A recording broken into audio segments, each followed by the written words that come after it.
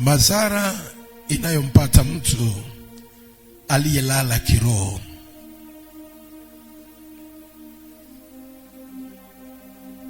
Watu wa Mungu, madhara ipo, na tunayo madhara mengi sana kwa mtu yoyote ambaye amelala kiroho. Kuna madhara mengi, na uwe makini yasikupate. Ni heri upatwe na madhara mengine, lakini usipatwe na madhara ya kiroho. Ukipata na madhara ya kiroho ni hatari sana kwenye maisha yako. Watu wa Mungu, katika maisha tunaishi hapa duniani kama Mkristo, lazima sana utambue na ufahamu ya kwamba tunayo maisha hapa duniani. Tuna maisha ya aina mbili. Jitahidi ufahamu hivyo, unauelewe hivyo na utambue hivyo. Tuna maisha mwilini na tuna maisha ya rohoni. Maisha ya mwilini ni maisha yanayoonekana kwa macho ya kawaida, lakini maisha ya rohoni ni maisha yasiyoonekana kwa macho ya kawaida, lakini ndio maisha mama, ndio chanzo cha maisha yote ya hapa duniani. Na kwa sababu ni maisha yasiyoonekana mwilini, ni maisha yasiyoonekana, huwa inawachanganya watu wengi sana, na watu wengi hawaitambui ama wafahamu sana elimu ya kiroho ama elimu ya ulimwengu wa kiroho. Ukiwa Mkristo uliokoka kwa miaka mingi, halafu bado haujatambua elimu ya ulimwengu wa kiroho, ninaweza nikasema kwa sehemu moja ama nyingine bado wewe ni mchanga wa kiroho. Ukuaji wa Mkristo aliyeimarika sana lazima ajitahidi kuwa na ufahamu kwa habari ya mambo ya kiroho, kwa sababu ndivyo vitu vinavyomuhusu Mkristo. Ndio mambo ambayo yanamuhusu Mkristo yoyote, kwa maana Mkristo yoyote ni roho na baba yake Mungu ni roho. Kazi ya Mkristo yoyote inafanyika kati ya roho na roho. Sasa usipotambua mambo ya kiroho yanavyofanya kazi katika ulimwengu wa kiroho, bado wewe ni mchanga sana katika Kristo. Watu wa Mungu, hatua zozote za maisha yetu zinaanzia katika ulimwengu wa kiroho.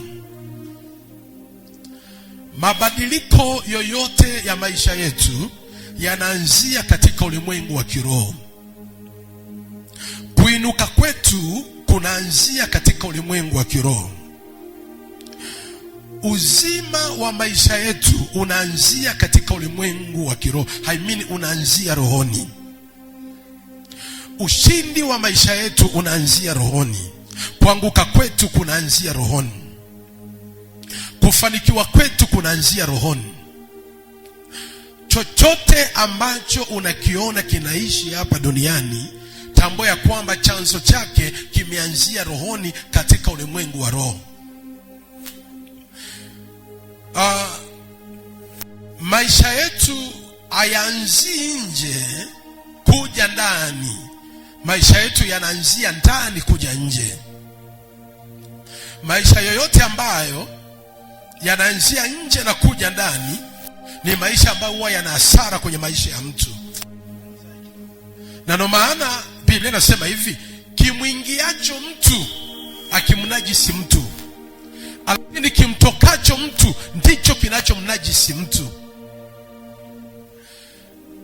Mambo yakianzia rohoni yakaja mwilini, kama ni ya baraka ni baraka kweli kweli, kama ni ya kimafanikio ni mafanikio kweli kweli, kama ni ya matatizo ni matatizo kweli kweli, kama ni ya magonjwa ni magonjwa kweli kweli, kama ni ya uzima ni uzima kweli kweli.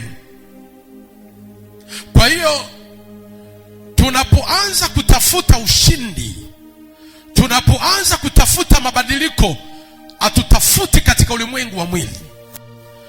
Ushindi na mabadiliko tunaitafuta katika ulimwengu wa kiroho. Utakapoanza kutambua na kuelewa hili, unapoona dalili yoyote inatokea katika maisha yako kwenye ulimwengu wa kimwili, usipambane katika ulimwengu wa kimwili.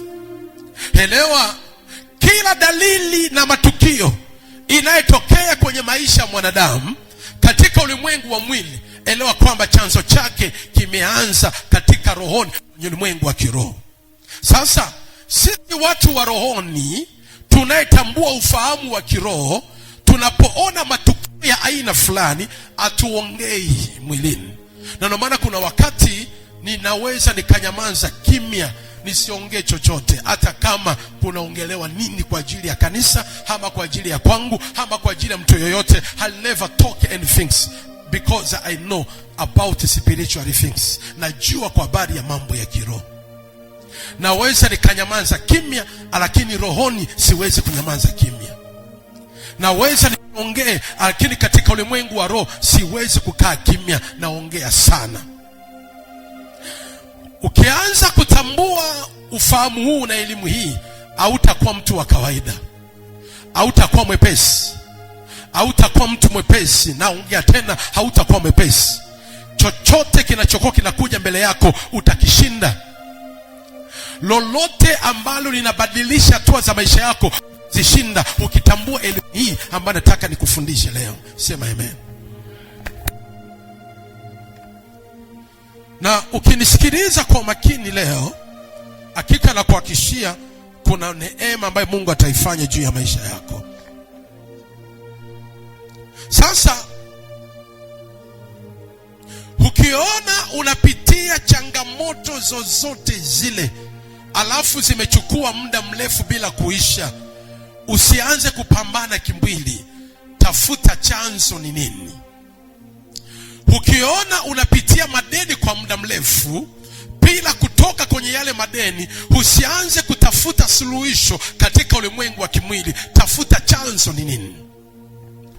Tatizo lolote kwenye maisha ya mwanadamu lazima liwe na chanzo chake la tatizo la mwanadamu kuwa hivyo jinsi alivyo. Kama uolewi leo, kama uowi leo, kama ubarikiwi leo, kama upo kwenye changamoto ya magonjwa kwa muda mrefu leo, kama upo kwenye magumu yoyote kwa muda mrefu leo, usianze kupambana mwilini. Tafuta chanzo katika ulimwengu wa kiroho. Chanzo ya mambo yoyote kwenye maisha ya Mkristo yanaanzia rohoni. Chanzo ya maisha yoyote ya Mkristo yanaanzia rohoni, hayaanzi mwilini. Na ndio maana Mkristo wa kiroho atakiwa kuwa mwongeaji sana, anatakiwa kuwa muombaji sana. Narudia hili ndio unielewe vizuri sana watu wa Mungu. Mkristo yoyote wa kiroho, aliyosimama kiroho, aliyeimarika kiroho, atakiwi kuwa mwongeaji sana, anatakiwa kuwa muombaji sana. Kwa sababu gani? Unapoongea haisaidii, lakini unapoomba unaisemesha ulimwengu wa kiroho. Unapokuwa unaomba unasemesha ulimwengu wa kiroho. Na ndio maana ni heri uwe kimya mwilini, lakini usiwe kimya rohoni. Ni heri utulie mwilini, usitulie rohoni.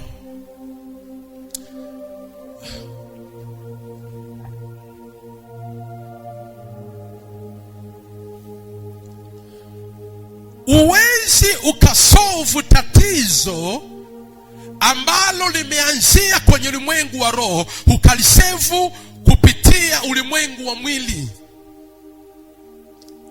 Hauwezi ukapitia changamoto ya kukosa pesa, changamoto ya ndoa ambayo chanzo chake ni rohoni, ukaanza kukisevu katika ulimwengu wa mwili. Utapigana, utakosea zaidi, utaingia kwenye shida zaidi. Na hapo ndipo uwe na akili sana.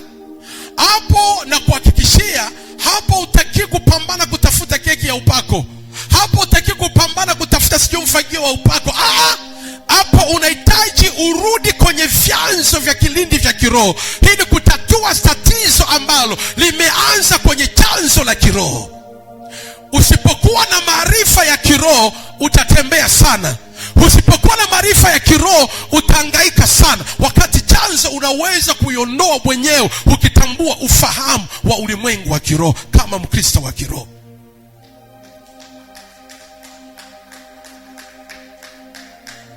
Watu wa Mungu, toka nilipookoka, katika vitu ambavyo Mungu alinisaidia kufahamu hekima ya kiroho. Mimi ni mhubiri wa kiroho, na ndio maana katika injili tunazidiana injili. Mnielewe vizuri sana. Katika injili tunazidiana injili. Kuna injili ya wokovu na kuna injili ya ufalme wa Mungu. Ukiona mhubiri anayehubiri injili ya ufalme wa Mungu, huyo mhubiri vita vyake sio vidogo. Ukimpata mhubiri anayehubiri ubiri ya wokovu, huyo iko kawaida. Achana na ubiri ya ufalme wa Mungu. Hapa na kuhubiria mahubiri ya ufalme wa Mungu, sikuhubiria mahubiri ya wokovu. Shaga ukoka na Sunday school ienda, hapa na kuhubiria ufalme.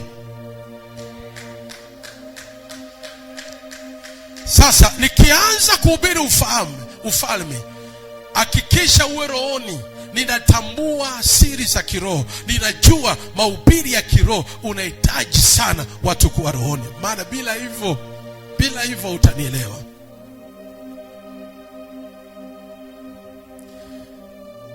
Tunapoona changamoto zinatupata, huwa kuna wakati tunaweka likizo. Napoongea likizo sisafiri. Napoongea likizo siendi mahali popote. Ninajifungia kuweka muda binafsi na Mungu, na zama katika ulimwengu wa kiroho. Ninazama rohoni. Tunaenda kilindini. Nasikitika kwa mtu ambaye anapitia changamoto, anapitia shida na anaziona na dalili zinamuonesha, lakini bado hajachukua hatua ya kuingia rohoni. Hajachukua hatua ya kujitafuta ili azame katika ulimwengu wa kiroho, kutambua chanzo ni nini.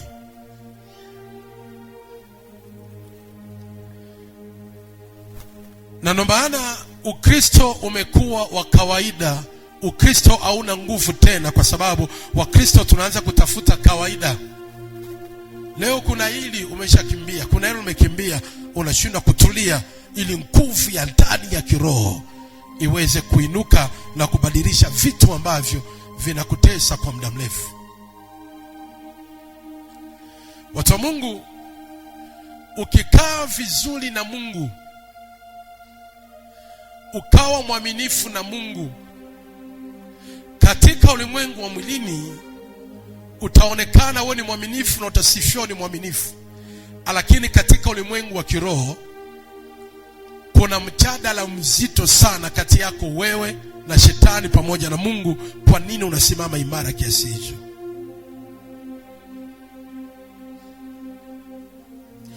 Kuna mtu mmoja kwenye Biblia anaitwa Ayubu. Hebu fungua Ayubu.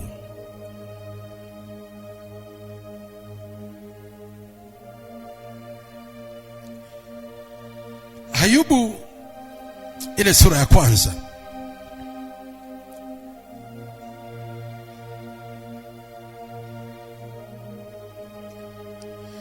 Palikuwa na mtu mmoja na ile mstari wa kwanza. Ayubu sura ya kwanza na ule mstari wa kwanza.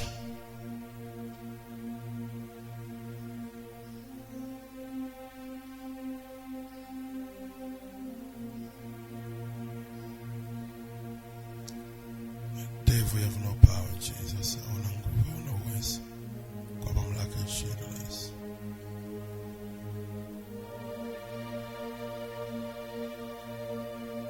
Jesus. Ayubu ile sura ya kwanza mstari wa kwanza. Ninaomba usiruhusu watoto wakae nje. Joshua, nenda nje. Watoe watoto wote walioko nje.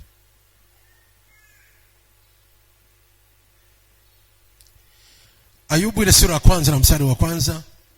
Palikuwa na mtu katika nchi ya Usi, jina lake alikuwa akiitwa Ayubu.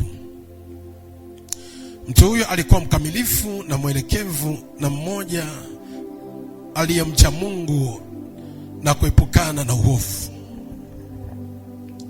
Kisha walizaliwa kwake wana 7 na binti 3. Mali yake nayo ilikuwa ni kondoo 7,000 na ngamia 3,000 na jozi ya ng'ombe 500 na punda wake 500 na watu wa nyumbani wengi sana. Basi hivi mtu huyu alikuwa ni mkuu sana kuliko watu wote wa upande wa mashariki.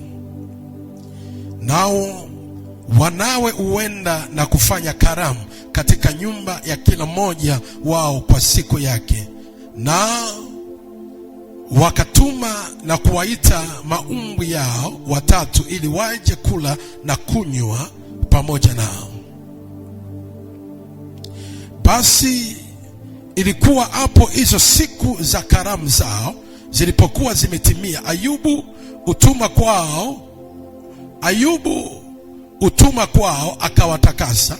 Kisha akaamka asubuhi na mapema na kusogeza sadaka za kuteketezwa kwa hesabu ya wote ilivyokuwa, kwani Ayubu alisema, yamkini kwamba hawa wanangu wamefanya dhambi na kumkufuru Mungu mioni mwao. Ndivyo alivyofanya Ayubu siku zote. Mstari wa 6. Ikawa siku moja ambayo hao wana wa Mungu walikwenda kujihusulisha mbele za Bwana, Shetani naye akaenda kati yao. Bwana akamuuliza Shetani, umetoka wapi wewe? Ndipo Shetani akamjibu Bwana na kusema, natoka katika kuzunguka duniani na katika kutembea huku na huku umo. Kisha Bwana akamuuliza Shetani, je, umemwangalia huyu mtumishi wangu Ayubu? Kwa kuwa hapana mmoja aliye kama yeye duniani, mtu mkamilifu na mwelekevu, mwenye kumcha Mungu na kuepukana na uovu. Mstari wa 9.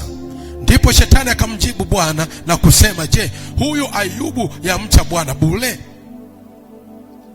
Wewe ukumzingira kwa ukigo pande zote, pamoja na nyumba yake na vitu vyote alivyo navyo. Kazi za mikono yake umezibariki, na mali yake umeiongeza katika nchi. Lakini nyoosha mkono wako sasa, uyaguse hayo yote alionayo, naye atakufuru mbele za uso wako. Bwana akamwambia Shetani, tazama, yote alionayo basi yote alionayo yamo katika uwezo wako, lakini usinyooshe mkono wako juu yake yeye mwenyewe. Basi Shetani akaondoka mbele za uso wa Bwana.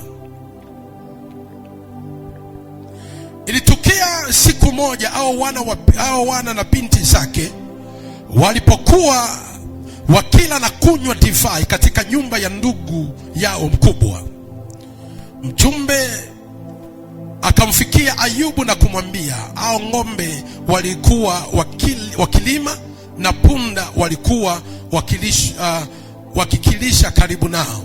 Mara Waseba wakashambulia, wakachukua, wakaenda nao. Naam, wameuawa au watumishi kwa makali ya upanga. Mimi peke yangu nimepona, mimi tu kukuletea habari. Huyo alipokuwa akali akinena, akatokea na mwingine na kusema, moto wa Mungu umeanguka kutoka mbinguni na kuwateketeza kondoo na wale watumishi na kuangamiza. Mimi peke yangu nimepona, mimi tu kukuletea habari. Huyo alipokuwa akali akinena, akatokea na mwingine na kusema, Wakaldayo walifanya vikosi 3, wakaangukia ngamia, wakaenda nao. Naam, wamewaua wale watumishi kwa makali ya upanga. Mimi peke yangu nimepona, mimi tu kukuletea habari.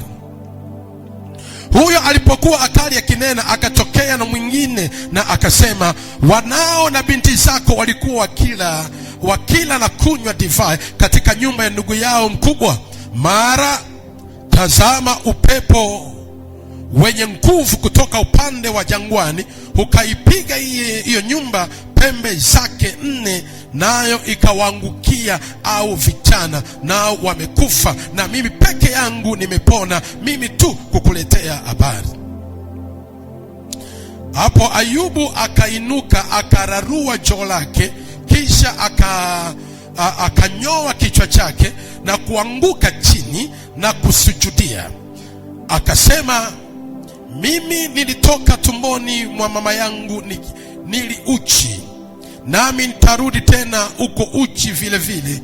Bwana alitoa na Bwana ametoa, jina la Bwana na libarikiwe. Katika mambo haya yote Ayubu hakufanya dhambi wala akumwazia Mungu kwa upumbavu. Nisikilize kwa makini sana. Ayubu mwaminifu wa Mungu sana. Ayubu mtakatifu mbele za Mungu sana. Katika mji wa Usi, Ayubu alifahamika ni mbora sana na ni mtu mwaminifu sana, na aliipenda familia yake. Alikuwa akizingira familia yake kwa kutoa sadaka. Alijua kanuni ya sadaka, namna ya kuweka ulinzi kwa uzao wake kupitia funguo wa sadaka. Na sadaka ya Ayubu alikuwa anatoa kwa kila watoto. Alikuwa na watoto kama 10. Kila mtoto anamtolea sadaka, kila mtoto anamtolea sadaka ili kumzingira na kumlinda katika ulimwengu wa kiroho. Watu wa Mungu, tukiwa tunafuata kanuni ya Ayubu, tunaweza kuwa bora zaidi. Ayubu alikuwa na desturi ya kuwatakasa uzao wake, na kupitia hiyo katika ulimwengu wa kiroho Ayubu alikuwa na beacon kubwa sana. Alikuwa na nguvu sana. Iko hivyo watu wa Mungu. Iko hivyo watu wa Mungu. Sisi wanadamu ni mwili, sisi ni roho tunaishi ndani ya mwili. Tunapoongelea ulimwengu wa kiroho, tunaongelea ulimwengu ambao unatawaliwa na roho. Ulimwengu wa kiroho si ulimwengu ambao viumbe vya mwilini vinaishi. Ulimwengu wa kiroho ni ulimwengu ambao vinavyoishi pale ni viumbe vya kiroho, viumbe vya rohoni. Na viumbe vya rohoni ni viumbe vifuatavyo: Mungu na malaika zake ni viumbe vya kiroho. Shetani na malaika zake ni viumbe vya kiroho.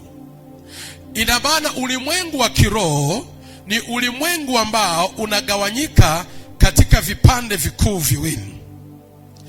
Pande la kwanza ni ulimwengu wa Mungu na malaika zake, na pande wa pili ni ulimwengu wa shetani na malaika zake. Mungu anaketi mbinguni, anaoperate katika ulimwengu wa kiroho ili kuweza kusaidia wanaishi hapa duniani. Shetani makao makuu yake ni kuzimu, yeye naye anaoperate katika ulimwengu wa kiroho ili kuweza kuangamiza wanaishi hapa duniani. Ndio maana nikasema elimu ya kiroho unatakiwa uijue sana ili uwe Mkristo uliyekuwa. Sasa basi, mwanadamu ambaye ni roho anaishi katika mwili, akilala usiku roho yake huwa inatoka inatembea katika ulimwengu wa kiroho. Ikitembea katika ulimwengu wa kiroho, inategemea na hii roho ya huyu mwanadamu ina uwezo gani, ina nguvu gani, ina beacon kiasi gani ambayo inaweza kutembea katika ulimwengu wa roho wa upande wa Mungu na malaika zake. Na inaweza pia hata ikatembea kwenye ulimwengu wa kiroho wa upande wa shetani na malaika zake, na shetani asimfanye kitu katika ulimwengu wa roho, kwa sababu inategemea huyu mwanadamu ambaye ni roho ana nguvu ya kiasi gani ambayo katika ulimwengu wa kiroho mashetani hayawezi kumsumbua. Katika ulimwengu wa kiroho sisi roho hatunaga nguvu sana kama tujaichochea nguvu kwa namna ambavyo nitafundisha na jinsi nilivyowafundisheni. Kwa hiyo Ayubu alipokuwa mwaminifu katika Mungu na uzao wake aliuzingira katika katika sadaka zake. Ulimwengu wa kiroho ni ulimwengu ambao unatambuaga sana kutoa kuliko hata maombi, kwa sababu chanzo cha utoaji ni Mungu mwenyewe. Kwa hiyo ile nguvu ya Ayubu alivyokuwa mtoaji sana na kutoa kwa ajili ya watoto wake, kwenye ulimwengu wa kiroho, roho za watoto wake na roho ya Ayubu pamoja na vitu ambavyo Mungu alivyombariki navyo vilikuwa na ulinzi wa Roho Mtakatifu katika ulimwengu wa kiroho, ambaye shetani hawezi kuvigusa.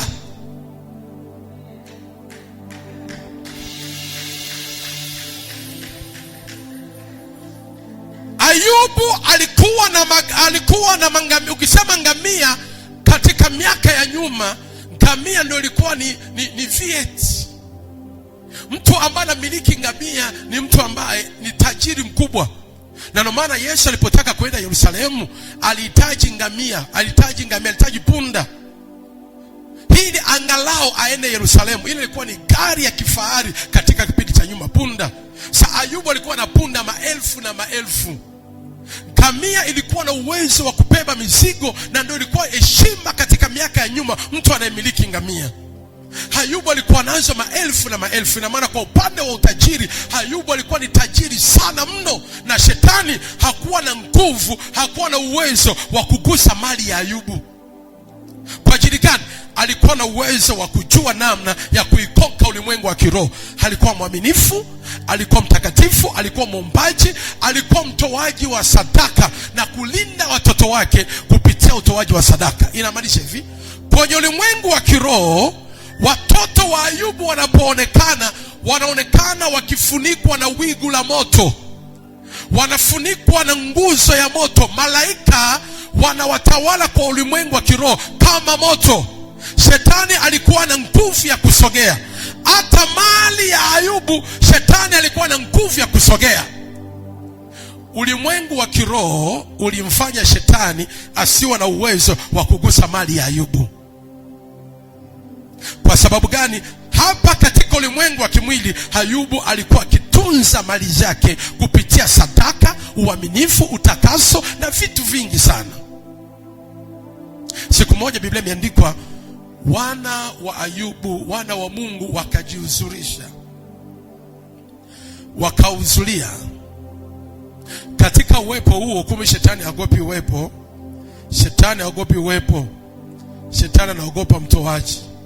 Shetani anaogopa muombaji. Katika uwepo huo shetani akajihuzurisha na yeye. Lakini alipojihuzurisha, haana cha kutenda, haana cha kufanya, kwa sababu watoto wa Ayubu wamezingirwa. Mali za Ayubu zimezingirwa. Ayubu mwenyewe rohoni amezingirwa. Shetani anaangalia, haana cha kufanya. Mungu naye ni roho, na yuko pale katika uwepo huo. Mungu na shetani wanaongeaga. Kumbe Mungu anamuuliza shetani, unatoka wapi? Anakuambia, natoka kujizunguka hapa duniani. Akasema, katika ulivyozunguka hapa duniani umemwona mtu mmoja anaitwa Ayubu? Ndiyo, nimemwona. Mtu mwaminifu, huwezi kumgusa huyo. Shetani anakiri, anajua ni kweli sina upavu, sina uwezo wa kumgusa Ayubu, kwa sababu jinsi ambavyo anavyosimama katika ulimwengu wa kiroho, Ayubu ni moto. Sina uwezo wa kumgusa, umemzingira kweli. Ninatamani mali zake, lakini sina namna kuzifikia.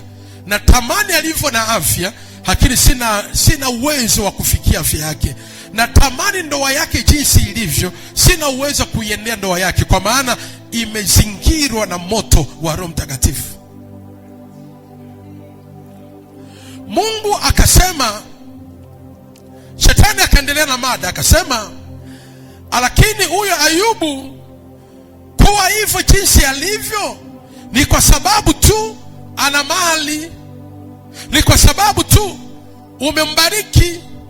Lakini ukijaribu kumwondolea mali, atakukufuru, hataendelea kuwa mwaminifu. Mungu akasema, naondoa ulinzi kwenye mali ya Ayubu, naondoa ulinzi kwenye punda za Ayubu, naondoa ulinzi kwenye ngamia ya Ayubu, naondoa ulinzi kwa watoto wa Ayubu. Tukisoma alikuja kuondoa ulinzi pia kwenye afya ya Ayubu. Natoa ulinzi kwenye afya ya Ayubu na kuruhusu fanya ufanyavyo juu ya Ayubu, tuone kama atanikufuru. Ulimwengu wa kiroho umemaliza mjadala kwa ajili ya mwanadamu ambaye yuko mwilini. Mgeukie jirani yako, mwambie ulimwengu wa kiroho unasemaje juu yako. Mshike mkono jirani yako, usije niko naelewa kana naelewa, ponye mkono namna hii. Yaani ulimwengu wa kiroho umemaliza mjadala. Umemaliza mjadala kwa ajili ya Ayubu. Ayubu atambui kinachoendelea, lakini katika ulimwengu wa roho tayari kuna vita vimeshainuka juu ya Ayubu. Naongea na Ayubu hapa. Ayubu anaishi, anaona kawaida, amezoea, anaishi, lakini kwenye ulimwengu wa kiroho kuna mada juu yake na kuna jambo limeshatendeka juu yake.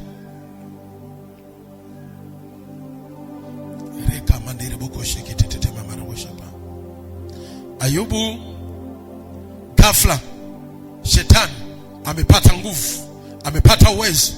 Roho wa shetani akaingia Waseba, nenda mkashambulie mali ya Ayubu.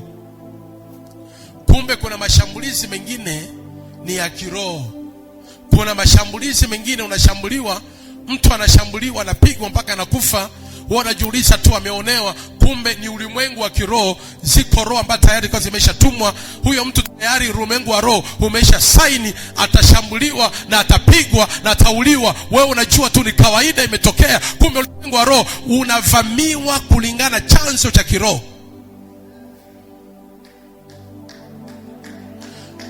Waseba wakaenda wakavamia mali ya Ayubu, wakapiga na watu wao, wakafa.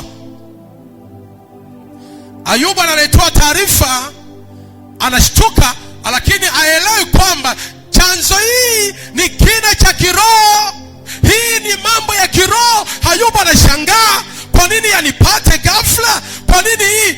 Anapokuwa akishangaa, tukio lingine linatokea tu hapo hapo. Taarifa inakuja, wanao walikuwa katika nyumba ya kaka yao mkubwa, wakila na kunywa. Ghafla upepo ukazidi. Upepo ulivyozidi, nyumba ikawaangukia, wakafa wote. Mungu wangu, upepo huu jamani, msimu huu si upepo wa msimu huu, ni upepo wa kishetani. Ulimwengu wa kiroho umeisha sainisha, upepo utatokea, huyu mtu aanguke na nyumba itamwangukia, atakufa. Tunaona kawaida, kumbe vimeanza kwenye ulimwengu wa kiroho. Ayubu anashangaa tukio. Hatujakaa vizuri, moto unatoka. Moto, kuna moto. Unashangaa kali yako inaungua ghafla. Tafuta chanzo cha moto, hamna. Kumbe inaungua ili mtu mmoja filisike, mtu mmoja alibikiwe. Pepo linaweza kuzimu, mapepo linaweza kutengeneza moto, na moto mtu mmoja tu anachezea moto, kumbe kuna roho imemuingia, ya tambui. Ghafla moto unalipuka, ukizima uzimikaji. Tafuta utafutavyo. Hita wazima moto wanakosa njia ya kupita mpaka vimeteketea vile vilikusudiwa kuteketea. Ni moto, chanzo chake shetani. Ulimwengu wa kiroho umesababisha. Nisikilize vizuri. Ananielewa? Niponge mkono namna hii. Sema amen. Sema tena amen. Ghafla Ayubu hajakaa vizuri. Taarifa nyingine. Alichofanya Ayubu, akararua mavazi, akanyoa nywele. Baadaye akasema, nilikuja uchi, nitarudi uchi. Akasema, Bwana ametoa na Bwana ametoa, jina la Bwana libarikiwe. Naomba muulize jirani yako, ni Bwana ndo ametoa? Shika jirani mkono, muulize ni Bwana ametoa? Na kujibu, anakujibuje?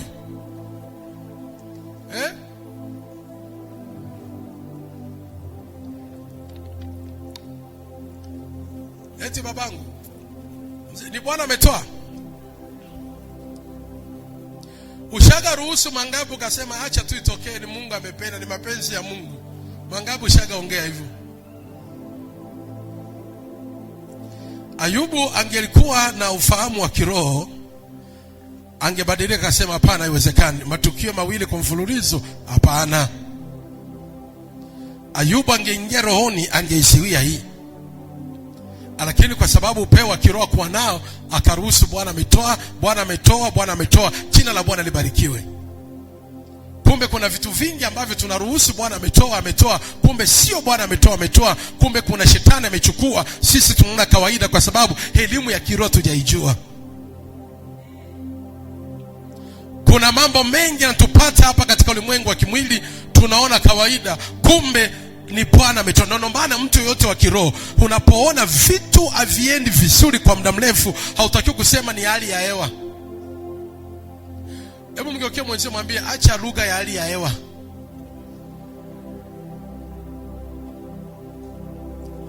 Useme majira haya hamna hela, kipindi hichi hali ni ngumu. Do not say that. Ni ulimwengu wa kiroho umebadilika kwa ajili yako. Ulimwengu wa kiroho umeinua vita kwa ajili yako. Watu wa Mungu, adui wa kwetu atushambulii mwilini, anashambulia rohoni. Angalia chanzo cha kufilisika kwa Ayubu kulianzia wapi? Chanzo cha matatizo ya Ayubu, chanzo cha Ayubu watoto wake kufariki, chanzo cha Ayubu mauti wa uzao wake haujaanzia mwilini, umeanzia rohoni. Kwa hiyo tukiwa hapa, anza kunifuata vizuri, utanielewa. Kumbe tukiwa watu wa kiroho, si kila aliyekufa amekufa kifo cha mapenzi ya Mungu. Si kila kilichoharibika kimeharibika kwa sababu kimefika siku ya kuharibika. Kumbe ziko roho katika ulimwengu wa roho, zinaweza kaharibu mtu, zinaweza kaharibu maisha ya mtu, zinaweza kusababisha ajali katokea. Lakini si kwamba ni ajali ya kawaida, ni ajali ambayo chanzo chake ni kwenye ulimwengu wa kiroho. Kuna mafuriko yanatokea, tukajua ni mafuriko ya hali ya mvua. Kumbe kuna mkono, kuna roho ya shetani iko pale ili kusababisha mafuriko kwa ajili ya mauti ya watu. Tukiwa watu wa mwili tunasema mvua ni kali katika huu mwaka, mvua huu hakika ni mvua nyingi sana zinasababisha mafuriko. Tukiwa watu wa kiroho tutaelewa kuna roho nyuma ya kukemea mafuriko yasiendelee, kwa sababu hatutambui mambo ya kiroho. Tunaona ni majira ya mvua, mvua ni kali sana. Kumbe kuna roho ya shetani pale. Hebu sema emeka, tuko pamoja. Sema tena emeka, tuko pamoja. Upepo umetokea ghafla, umeiba mali ya Ayubu, umepiga nyumba ikaanguka, watoto wakafa. Ayubu anakuambia Bwana ametoa, Bwana ametoa. Chanzo imeanzia wapi? Imeanzia rohoni. Watu wa Mungu, shetani iko hivi, nisikilize kwa makini hapa. Shetani, adui yako wa maisha yako, akitaka kuharibu maisha yako, akutafuti mwilini. Sasa hapo unisikilize. Mambo yako yoyote yale ukiona yanaanza kuharibika, ukiona yanaanza kwenda tofauti na jinsi ambavyo kutarajia, usiseme kwamba ni kawaida. Anza kutambua kwamba jambo hili limeanza katika ulimwengu wa kiroho. Ukiona rafiki uliyemwamini sana, rafiki uliyemtegemea sana, lakini ghafla yule rafiki amebadilika, anakudhulumu bila kutegemea, usiseme ni jambo la mwilini. Hili jambo limeanzia rohoni. Shetani atufati mwilini, shetani aharibu maisha yetu mwilini, shetani anaanza kuharibu maisha yetu rohoni. Kama una miaka hujapata ushindi wowote, elewa kwamba chanzo chake kilianzia rohoni. Napoongelea rohoni namaanisha hivi: kila mtu aliyoko hapa, kuanzia wa kwanza mpaka wa mwisho kwenye ulimwengu wa roho, ana vitu vyake. Hakuna mtu asiyekosa mali. Ukiona leo kuna vitu uko navyo leo, si kwamba hauko navyo.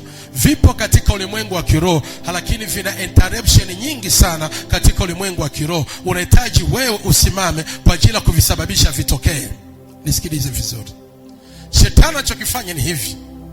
Anatambua kabisa mwanadamu yeyote ambaye maisha yake yanategemea katika ulimwengu wa kiroho, vita vya shetani juu yako akupigani na wewe ulimwengu wa mwili.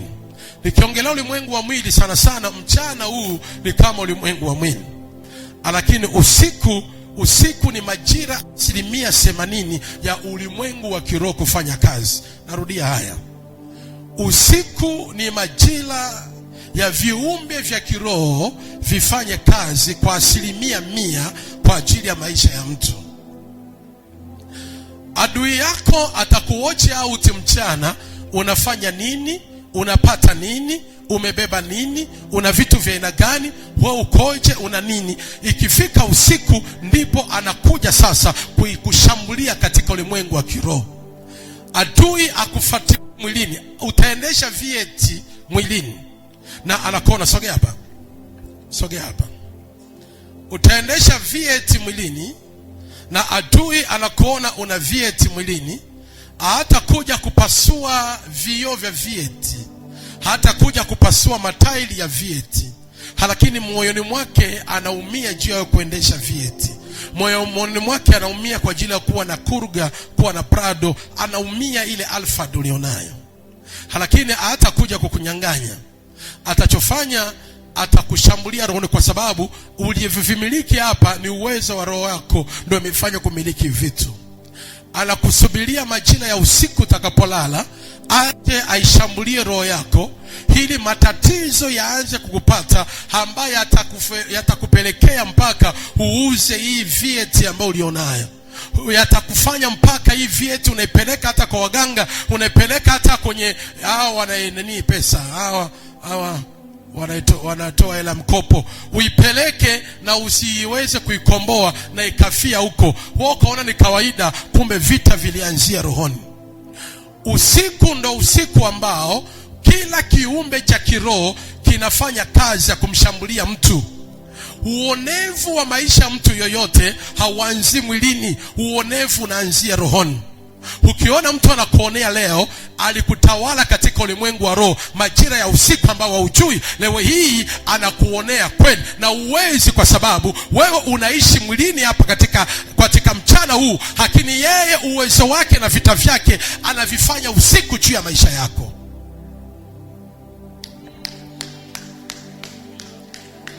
Sasa hapa nitafundisha vizuri. Naomba watu wanne. Joshua njoo. Umependeza sana, njoo. Nataka sasa mnifundishe vizuri nieleweke sana. Naomba roho ya walimu kwa damu ya Yesu. Sogea mbele hapo. Simama hapo hapo. Njoo hapo mwanangu. Kaa katikati yake. Kaa pale. Alafu wewe kaa hapo. Mbanane kabisa. Mbanane. Huyu anaitwa Boniface. Naomba usilale, niangalie. Sema amen. Huyu anaitwa Boniface. Boniface kwenye ulimwengu wa kiroho kabarikiwa sana, maana roho yake imebarikiwa. Namba siko wapi? Niletee vitu vyangu hapa, niletee vitu. Hizo box, kimbia haraka. Watoto naomba mje wote huko. Tamani mnielewe vizuri sana. Hii yote tukojifungua maombi kina kupeleka mbali sana ili nieleweke. Njoo hapa watoto. Hii hapa ni watoto, na maana watoto wa kuzaa, shika watoto. Hii hapa ni afya, shika afya. Hii hapa ni nyumba, shika nyumba. Hii hapa ni safari za nje, shika hapa. Hii hapa ni kazi, shika kazi. Hii hapa ni biashara, shika biashara. Hii hapa ni pesa, shika pesa. Ambaye nataka unajitambua kidogo, shika pesa. Hii hapa ni ndoa, shika ndoa. Hii hapa ni watu wakubwa, shika watu wakubwa. Hii hapa ni gari, shika gari ima. Hii hapa ni mke, bwana tuna mtoto, shika mke. Hii hapa ni mme, shika mme. Hii hapa ni uchungaji, shika uchungaji. Hii hapa ni masomo, shika masomo. Hii hapa ni elimu, imesha shika elimu. Ambao mjapata mkarudi mkakae. Jicho lote lio huko mniangalie, ambao mjapata mkakae, ambao mko navyo mkae. Njooni wote mkae nyuma ya huyu hapa. Kaeni nyuma ya huyu hapa. Na nishado msiweke hivi juu, zionekane. Unaona huyu hapa, amani nani huyu? Boniface. Boniface roho yake imebarikiwa vitu vyote. Boniface usiku anapolala, Boniface roho yake inatoka, njoni wote, inatoka na msogeo. Hivi vitu vyote mvionesha huko.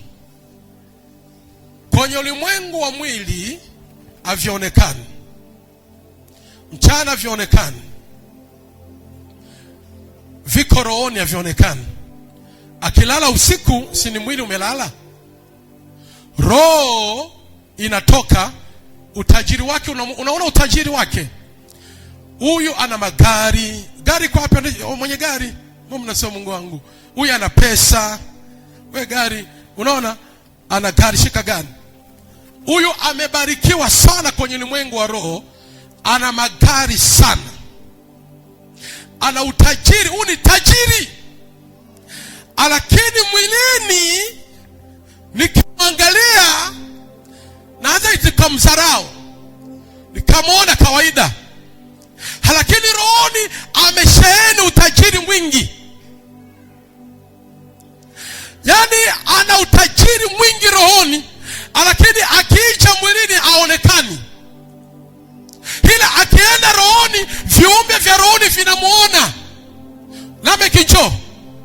Lameki, wewe ni mtumishi, si pepo. Hii hapa ni pepo ama shetani huyu. Sawa, ageukia huko. Anamuona Boniface na utajiri wake. Anamuonea wapi? Rohoni usiku. Akiona utajiri wa Boniface, hii roho inapata ile hasira. Lakini Boniface ni mcha Mungu. Boniface ni mtoaji wa sadaka. Boniface ni mwombaji mzuri. Mali yake, naomba malaika nani? Watoto.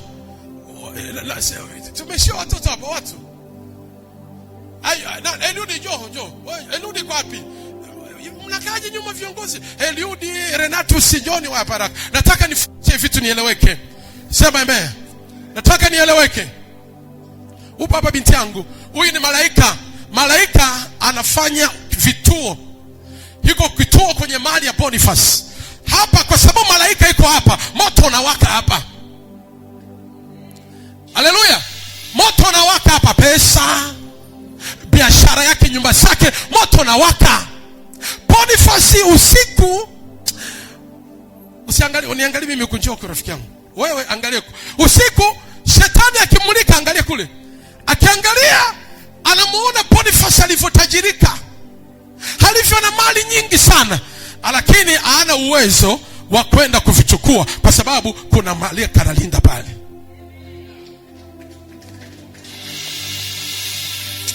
Ningesikia makofi ya nguvu bwana. Pigia Yesu makofi ya nguvu.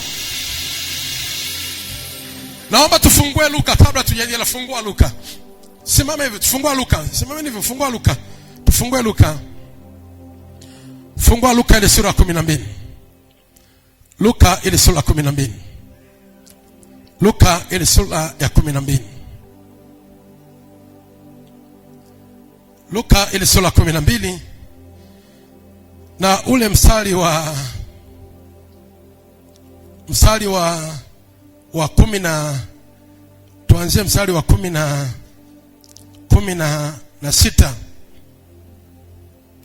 16 akamwambia Methali akisema, shamba la mtu mmoja tajiri lilikuwa limezaa sana. Shamba la mtu mmoja tajiri Boniface lilikuwa limejaa sana. Akaanza kuwaza moyoni mwake akisema, nifanyeje? Maana sina pa kuyaweka akiba ya mavuno yangu. Akasema, nitafanya hivi, nitazivunja ghala zangu, nijenge nyingine kubwa zaidi, na humo nitaweka nafaka yangu yote na vitu vyangu. Kisha nitajiambia, nafsi yangu, una vitu vyema vingi ulivyojiwekea akiba kwa miaka mingi. Pumzika basi, ule unywe, furahi. Mstari wa 20 ambao ni main point, tusome wote mstari wa 20. Ema sifungua Biblia. Mstari wa 20, sauti 1 2 3. Lakini Mungu akamwambia, mpumbavu wewe, usiku huu wa leo wanataka roho yako. Turudie 1 2 3. Lakini Mungu akamwambia, mpumbavu wewe, usiku huu wa leo wanataka roho yako. Na vitu ulivyojiwekea tayari vitakuwa vya nani? Unasikia? Usiku mashetani ndio yanatafuta roho, kwa maana roho ndiyo imebeba utajiri.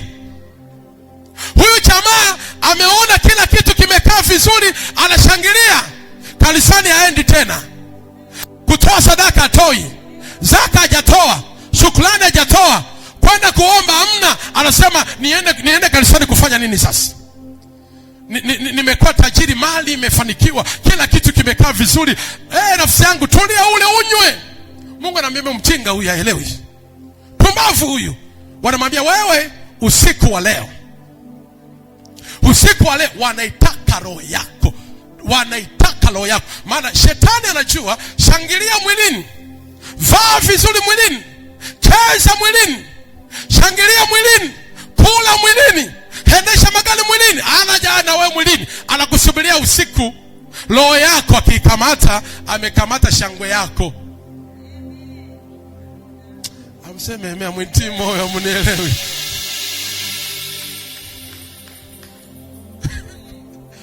Anajua nikikamata roho, nimekamata hiyo gari unaelingia. Nikikamata roho, ninakamata hiyo ndoa unayelingia. Nikikamata roho, nimekamata hao watoto unayelingia. Wewe cheza nao, cheka nao, ila usiku wa leo naitaka roho yako. Tukisema kutaka roho, hapo tunaona kwenye ishu ya kichawi, ishu ya miungu, ishu ya mashetani. Wanataka roho. Sasa shika hivi. Sasa shetani usiku wa leo anaitaka hii roho. Sasa kwa bahati nzuri hii roho ina ulinzi. Sasa huyu baada ya kutajirika sana, ameachana na mambo ya Mungu, haombi tena. Alikuwa mwaminifu wa zaka, toagi. Alikuwa mwaminifu wa sadaka, toi. Alikuwa mwaminifu wa kuzulia ibada vizuri, uzuri tena. Alikuwa mwaminifu wa maombi, umbagi, mikesha, aje bwana, nimesha tajirika. Malaika wa ulinzi wanatokaga, naenda mbali. Toka malaika, nenda zako. Malaika ametoka. Huyo hapa amebaki empty. Kumbuka, kuna mashetani walitaka roho yake, walishindwa tu kwa sababu kulikuwa kuna ulinzi. Ndio ile Mathayo 13. Fungua Mathayo 13 haraka haraka. Mathayo 13. Fungua Mathayo 13. Mungu nisaidie nifundishe watu. Nifundishe ieleweke. Mathayo 13. Na ule mstari wa 25. Mstari wa 25. 25. Lakini watu walipolala, akaja adui yake, akapanda magugu katikati ya ngano, akaenda zake. Lakini watu walipolala, akaja adui yake, akapanda magugu katikati ya ngano, akaenda zake. Ina maana huyu mtu alikuwa na adui yake anamsubiria alale tu. Si analinga, anaendesha Prado, si analinga, anaendesha magari, anamsubiria usiku adui yake aje. Hebu ngeukie mwenzio, mwambie adui yako anakusubiria usiku. Mshike mkono, mwambie adui yako anakusubiria usiku. Ulale tu, uache kuomba, uache chochote, utulie, ndio anakusubiria. Sasa tayari Boniface ameisha lala kiroho. Boniface njoo mkesha. Baba, najua nimeenda huko, biashara haikuwa mambo mengi sana, nimechoka baba, leo siji. Boniface njoo leo ibada. Baba, unajua biashara wa kumwachia hapa. kumwachia hapa. Ileta kitambaa. I want to teach you today. Sema amen. Sema amen. Hebu inua mikono miwili juu, sema Bwana Yesu, nifundishe leo. Inua mikono, sema Bwana Yesu, naomba nifundishe leo, niweze kutambua, niweze kuelewa, kwa jina la Yesu. Amen. Baba, nini masababu mengi. Shetani adui yake yuko hapa. Adui anaona, anapoona hapa, nenda ukaibe chochote. Iba gari. Angalia gari iba. Adui anaiba gari. Huyu hapa atajitahidi kupambana, lakini hawezi, anaiba gari. Peleka gari sehemu. Anapeleka kuzimu. Anapeleka naweka huko gari. Hii gari imeshaibiwa rohoni. Hata kama ukiwa nayo mwilini sio yako tena. Subiri muda mfupi, itaondoka kwa njia yoyote.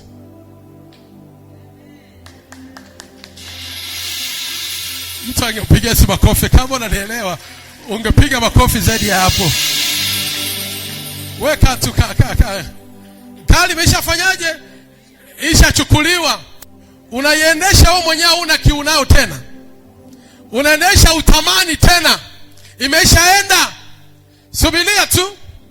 Baada ya siku hiyo gari ama ajali ama iuzwe, ni heri uilete kanisani mapema. Haleluya. Anakaa bado imetokea kweli gari ameuza, anaona kawaida. Cho kanisani hamna. Adui yake anajua huyu amelala kiroho, amelala. Huyu amelala, hawezi tena. Nenda ukaibe. Kaibe, pole. Kaibe. Unaiba nini hiyo? Umeiba nini? Watu wakubwa, alikuwa ni mtu ana watu wakubwa. Toka wewe mtu mkubwa. Mtu mkubwa amechukuliwa. Nisikilize vizuri. Roho ya huyu alikuwa na watu wakubwa. Hata akitembea marafiki zake ni watu wakubwa. Akikaa sehemu watu wafanya biashara wakubwa. Ushagaona mtu anaenda mahali, anaambiwa bwana nipe lift ya gari, anaona gari imepaki, unaomba lift, kumbe sio yako, lakini unavyoonekana unaonekana kuwa na gari, lakini sio.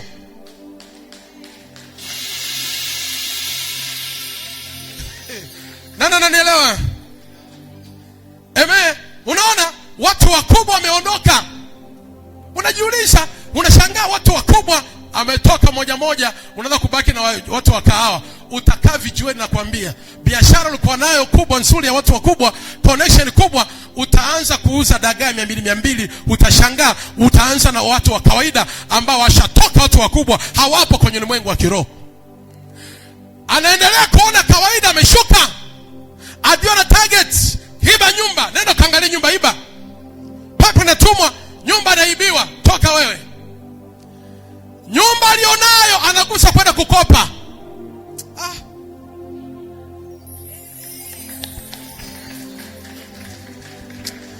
Anani leo sema amen. Sema kwa jina la Yesu. Toa sauti, sema kwa jina la Yesu. Sema tena kwa jina la Yesu. Sema kwa jina la Yesu.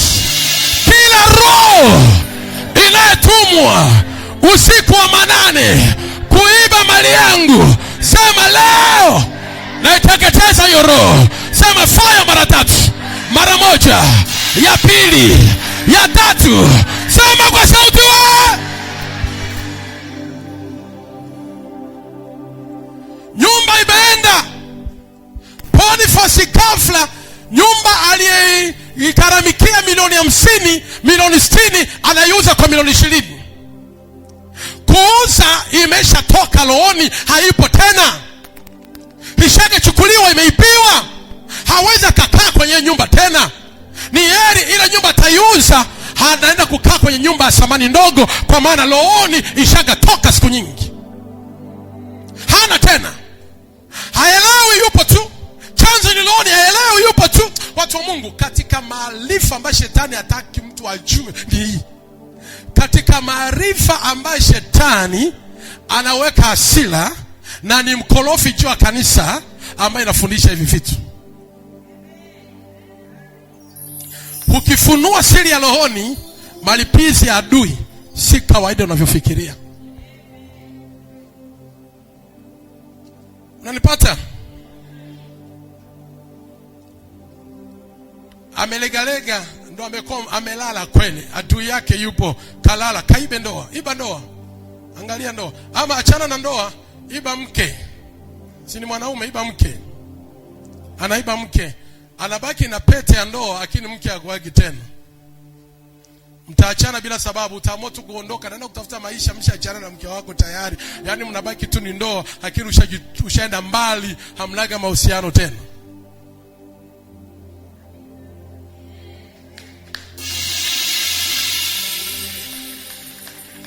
Yaani hamna tena mahusiano, wewe upo tu, jamaa yupo. Sasa anatokea mwinjilisti ama inatokea cha kutokea, unatiwa moyo, unashuhudiwa sana. Hebu rudini naloni kwake. Hebu rudi kwenye ulimwengu wa roho, wamerudi, wanarudi. Hapa amerudi lakini hana nyumba. Msikia vizuri? Yupo lakini hana ndoa. Yupo ulipa na nini mzee? Hana watu wakubwa. Hana gari. Lakini yupo. Sasa anakuja kanisani, anaanza kuomba maombi, baba nisaidie nipate gari. Baba nipate gari, naomba nipate gari. Hebu fungua waraka wa 3 wa Yohana. Nataka leo mnielewe vizuri. Fungua waraka wa 3 wa Yohana haraka. Baba. Fungua waraka hii hapa. Unajua kuitumia. Fungua waraka wa 3 wa Yohana. Waraka wa 3 wa Yohana. Ile sura ya kwanza. Tumefika mstari wa nafikiri wa 3, wa pili. Mstari wa pili. Waraka wa 3 wa Yohana, ile sura ya kwanza mstari wa 3, mstari wa pili. Tusome 1 2 3. Mpenzi, naomba ufanikiwe katika mambo yote na kuwa na afya yako kama vile roho yako ifanyaje? Ifanikiwavyo. Kama vile roho yako anatakiwa afanikiwe katika mambo yote na kuwa na afya. Lakini Biblia inasema hivi, kama vile roho yako ifanikiwavyo. Ina maana hawezi akafanikiwa katika mambo yote kama roho yake haijafanikisha ndoa. Ina maana kwenye ulimwengu wa kiroho, roho yake haina nyumba tena. Kwenye ulimwengu wa kiroho, wewe tusamee ulivyovichukua, ulivyoviiba. Mnanielewa? Kwenye ulimwengu wa kiroho, roho yake haina nini? Haina mke. Kwenye ulimwengu wa kiroho, roho yake haina nini? Haina gari. Lakini kufanikiwa, anatakiwa afanikiwe, lakini hatafanikiwa nje ya tofauti na roho yake jinsi ilivyo. Kufanikiwa kwake inategemea vilivyomo ndani ya roho yake, ndio vitapita nafsini vije mwilini. Sasa havipo.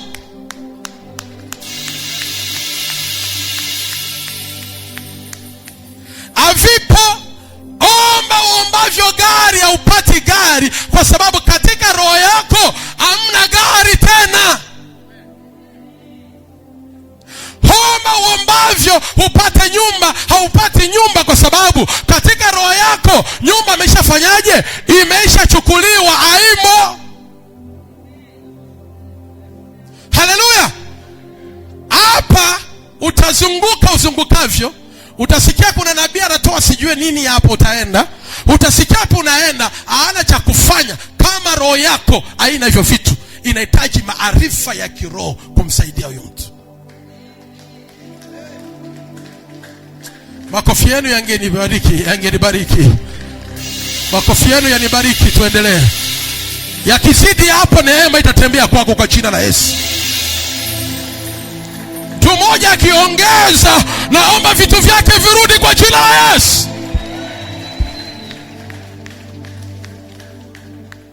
Haleluya. Huyu ameishi kwenye wokovu. Vitu vyake viliibiwa na miaka 3, 4, 5.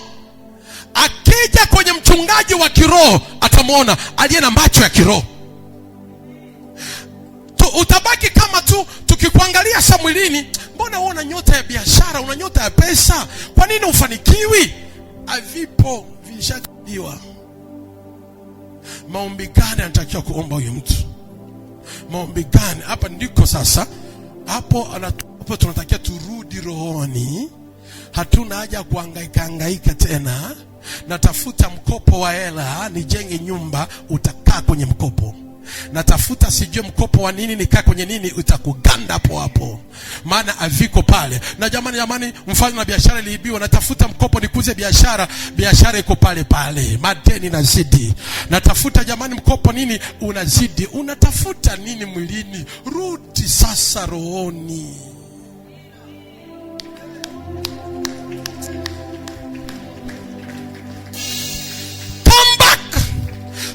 Acha kuhangaika. Hapo ndipo tukiona watoto wa kiroho tuambia tulia kwanza. Lakini dunia ina vitu vingi. Unajua dunia ina vita sana. Dunia ina mikiki. Mungu ni wa utulivu.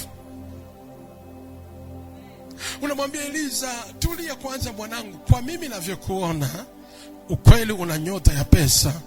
Wewe hutaki kukaa nyumba ya kupanga, hautaki kuishi hii nyumba zaidi ya hiyo. Tulia tukusaidie. Sasa baba au tulii tena. Hapo ndipo watu ufa bila mafanikio, kwa sababu hajajua siri ya rohoni. Hapo ndipo unasema kwa nini mimi niishi kiwango hichi wakati na neema? Unatakiwa urudi sasa rohoni. Unakuja mahali penye kiroho, kanisa la kiroho, mafundisho ya kiroho. Hapo ndipo watu wa Mungu. Ndio maana Biblia inasema watu wangu wanaangamia kukosa maarifa. Unapokosa maarifa kiko utaangamia. Naomba maarifa haya kurejeshe tena mahali pako kwa jina la Yesu. Narudia tena, maarifa haya kurudishie nyumba kwa jina la Yesu. Maarifa haya kurudishia utajiri wako kwa jina la Yesu. Maarifa haya ya kurudishia watu wako wakubwa kwa jina la Yesu. Na nielewa, sema amen. Hapo una haja kutembea. Utahama nini? Uende kanisa gani? Ufanye nini? Uende wapi? Kama kwa maarifa au nielewe, unataka uende wapi? Unataka uhame uende wapi? Uende wapi? Hapa una uwezo wewe mwenyewe kupambana. Umeshatambua ukweli, kama nimepambana sana, nimekaa na kosa hiki kitu, naelekea kweli ya kipo kimeibiwa. Kilichoibiwa lazima sikiko huko. Mapepo yanalinda. Haleluya. Huyu akirudi, akiamka, anaanza tena kumtafuta Mungu. Acha kuomba, anaanza kujitafuta tena. Anaanza kujirejesha tena. Anaanza kuomba tena. Hapo ndipo anaanza kujiinua, anainua tena mtu wa ndani. Kama alikuwa mwaminifu utoaji, anatoa. Kama alikuwa mwaminifu kufunga, anafunga. Kama alikuwa mwaminifu kuhudhuria ibada, anahudhuria. Kama alikuwa mwaminifu kushuhudia, anashuhudia. Anarejesha. Ukamilifu wa Ayubu ndio ulimrejeshia tena mali yake yote. Ayubu viliibiwa, halibaki pale pale. Hakuacha Mungu, hakuacha kuomba, hakuacha kutoa, hakukufuru, alibaki pale pale. Vikarudi mara tufu.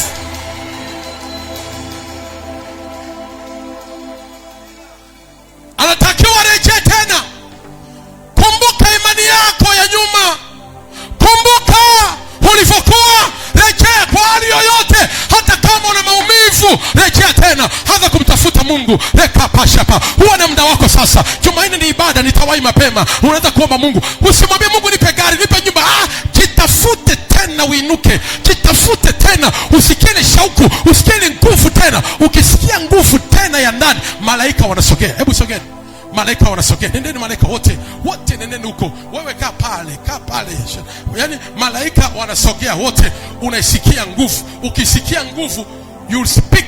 Biblia inasema hivi, aunavyo mtu nafsini mwake ndivyo alivyo. Unaanza kujisikia, nitajenga tena nyumba tena nzuri zaidi ya ile. Nitanunua gari tena nzuri zaidi ya ile. Unaposikia hivyo, malaika wamesharudi. Roho Mungu amepushe. Malaika akirudi anakupa matumaini yako, anakurejesha mahali pako. Ukisikia ile hali, unaanza kuomba vitu vyangu virudi. Hapa maombi ya kuomba ni maombi ya aina 3. Maombi ya kuomba ni maombi ya aina ngapi? 3. Namba 1 ni maombi ya kupiga adui aachie. Maombi ya kushughulika aachie. Hapo umeshajifua uko vizuri, unasikia tumaini tena. Hapo ni kupiga shetani uliyeshikilia nyumba yangu, utaachia. Utaachia nyumba, achia nyumba, achia kazi. Reka poko shapa. Acha nyumba yangu. Materebo shapa. Umeisha chemka ndani. Wandani ameisha chemka. Wandani ana nguvu. Unasikia kushindana rohoni. Ukitoka rohoni unasikia kufanya vita. You feel to fight. Haukubali ufe bila kujenga. Haukubali ufe bila kununua gari. Haukubali ufe mapema. Unasema ataachia. Hapo unaanza kufight. Roho ameamka tena. Mtu wa ndani ameamka tena. Na kuamsha uamke tena.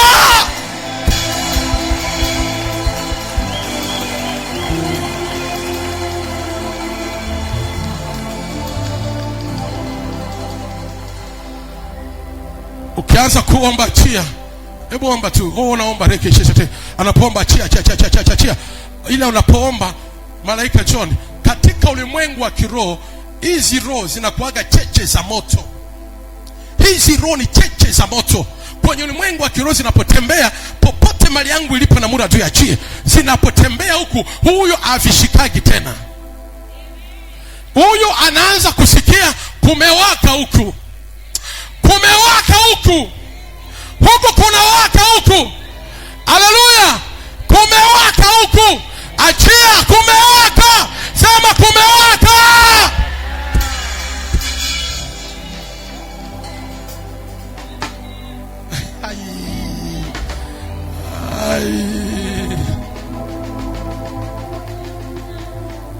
Shetani hatang'ang'ania kuwa navyo. Lazima ataviachia. Akiachia, maombi ya pili unaomba maombi ya kurudisha. Hapo ndipo unaanza kurudisha gari lako. Unarudisha nyumba yako. Ama tukisambaria. Anza kurudisha. Unaporudisha malaika watavichukua.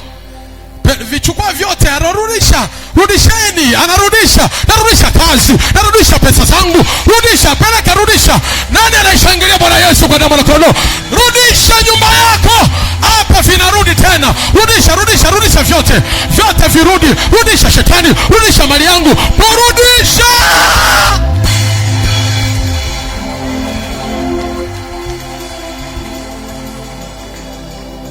Haleluya. Vimefanyaje? Vimerudi katika ulimwengu wa nini? Wa roho. Si katika ulimwengu wa mwili. Katika ulimwengu wa roho. Kwa sababu vimerudi, vitakupushi kwenye moyo. Unasikia kiu ya kujenga tena. Unasikia kwenda kutafuta kiwanja na una hela. Unasikia kwenda kutafuta gari na una hela. Vimesharudi rohoni.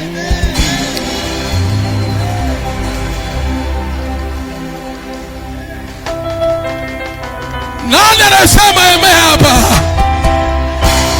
Nani anasema amen hapa? Haleluya. Unasikia tu hapana, mimi siwezi. Nasikia kutafuta kiwanja, nasikia kutafuta biashara, nasikia hapo hautashindwa. Unaanza kusikia ile, maana vita vya ulimwengu wa roho, shetani na Mungu huwa vinapigana katika uwanja wa moyo wa mwanadamu. Moyo wa mwanadamu. Unaweza kusikia kama ulikuwa umeacha nyumba yako kwenye lenta, unasikia kwenda kuimalizia. Kama ulikuwa umesusa vitu, unasikia kwenda kupambana. Maana moyo umeshaamka tena. Maana vimesharudi kwenye nyumba yako. Unasikia kwenda kutafuta. Na ukitafuta lazima. Wale watu wakubwa unashangaa simu zinaita. Maana tayari wamesharudi. Unaanza kupigiwa simu tena. Maana wamesharudi tena.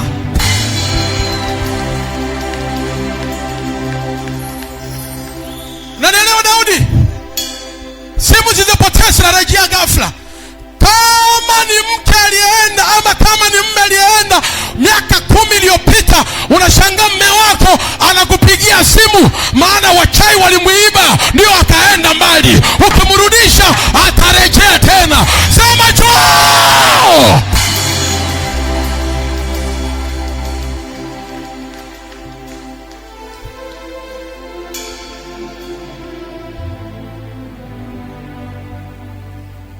Hii ni elimu ya kiroho.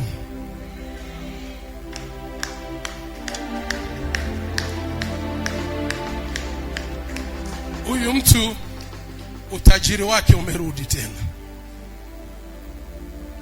huyu mtu umerudi. Na hapo ndipo unashangaa, nani mwenye ndoa? Niangalie ndoa hapa. Una ndoa vizuri mwanangu. Mfano aliibiwa ndoa. Ndoa ilichukuliwa. Kuishi na mwanaume sio shida, ila kufunga ndoa itakula kwako, maana ndoa haipo. Kuishi na mwanamke sio shida, ila kufunga ndoa mpaka utazeeka.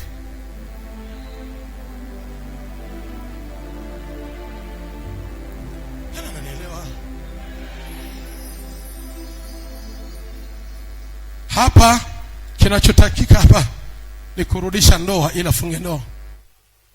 Sasa hebu rudi binti yangu. Ndoa yake imerudi. Sikiliza.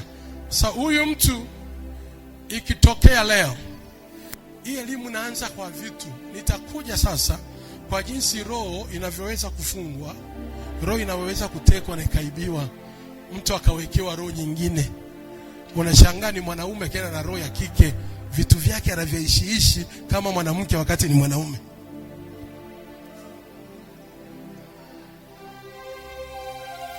Nini tafsiri ya shoga? Do you know the meaning of shoga? Shoga katika maumbile ni mwanaume, lakini ndani roho yake ni ya kike. Wanasayansi wanasema tu ana homoni za kike, ana vinashaba. Watu wa rohoni ndani yake. Unashangaa mwanaume ni muongo, mwanaume ni mbea, mwanaume anafanya akti zote za kike.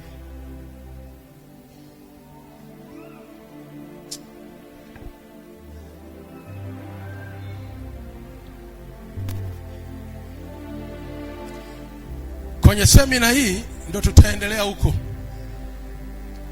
Hapo tupo kwenye mali. Sasa ije tokea huyu kaka, angalau utajiri alionao. Ona utajiri anao. Ikatokea amekufa hajavileta duniani. Ina maana amekufa na mali zake zote. Hapo ndipo sasa wachawi wanaenda kwenye kaburi lake.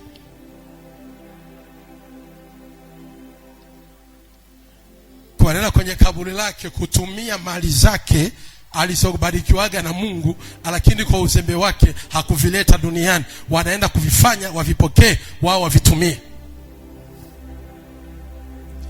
Mwambie mwenzi, unajua unafanya uzembe na Mungu sana wakati una utajiri mwingi rohoni.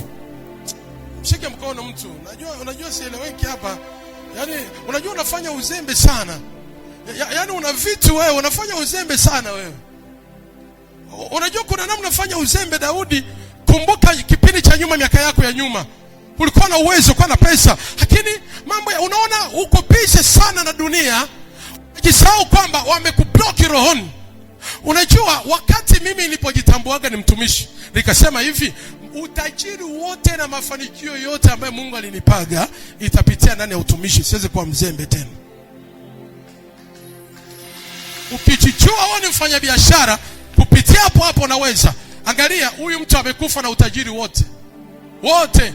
Wachawi kile watamwacha kaburi la huyu. Hii ndio kaburi la watu kulazwa kwenye kaburi lake. Hii ndio kaburi ya watu kwenda kufanya kwenye kaburi. Maana kafa na utajiri mwingi, na ndio maana matajiri wengi wamelala pale. Hawakuvileta. Ndio. Hawakuleta, wapo. Uzembe tena wa mtu ana utajiri. Kuna watu wanalala njaa leo, lakini utajiri alionayo rohoni ndio ana utajiri mwingi sana, lakini analala njaa. Kuna watu hawajaolewa leo, si kwamba ana mme, si kwamba ana nani, anaye, lakini uzembe wake mwanaume amekamatwa. Haleluya. Amekamatwa, si kwamba ana mme. Haleluya. Mungu aliumba kila mtu na wake.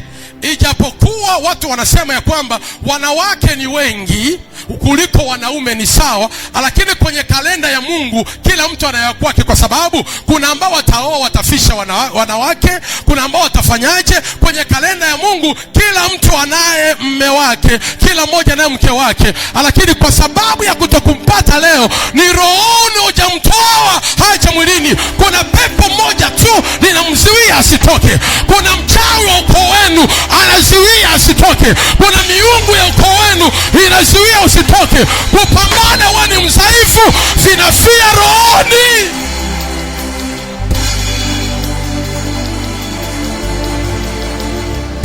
Pray for it.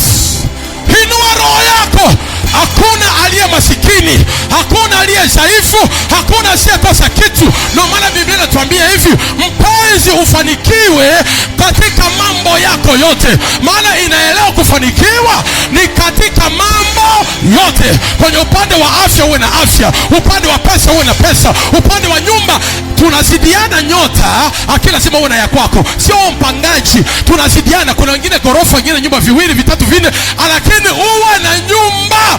Ukikosa leo, tembea rohoni, kuna shida. Kama hujapata nyumba, enda rohoni. Kama hujapata kazi, tembea rohoni, kuna shida mahali kwenye ulimwengu wa roho. Sema fire. Sema ewe shetani uliyeshikilia mali yangu, sema leo utaachia. Sema leo utaachia. Sema fire mara 7.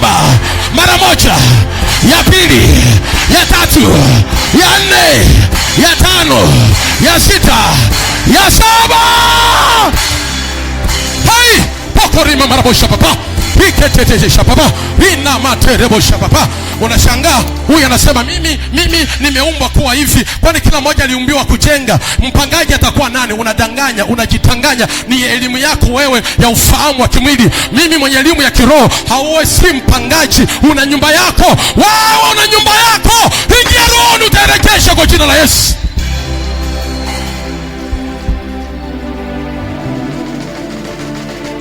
Seketere mama nderebo shaka baba. Tera mama nderebo shaka baba. Angalia ulivyo tajiri. Angalia ulivyo tajiri, lakini umekaa kawaida. Angalia ulivyo tajiri, lakini upambania utajiri wako. Sikiliza, huwa inatokeaga sasa usiku unapolala, unapotoka sawa. Unapotoka tokeni. Wewe na mfano. Hizi mfano na wewe naye ni roho, na wewe unatembea. Ukitembea unamuona ana gari, anaendesha gari, ana mme. Ukiamka asubuhi unamwambia, bwana nimeota ndoto na gari kali sana bwana. Unaendesha gari kwenye ndoto. Usipuuzie.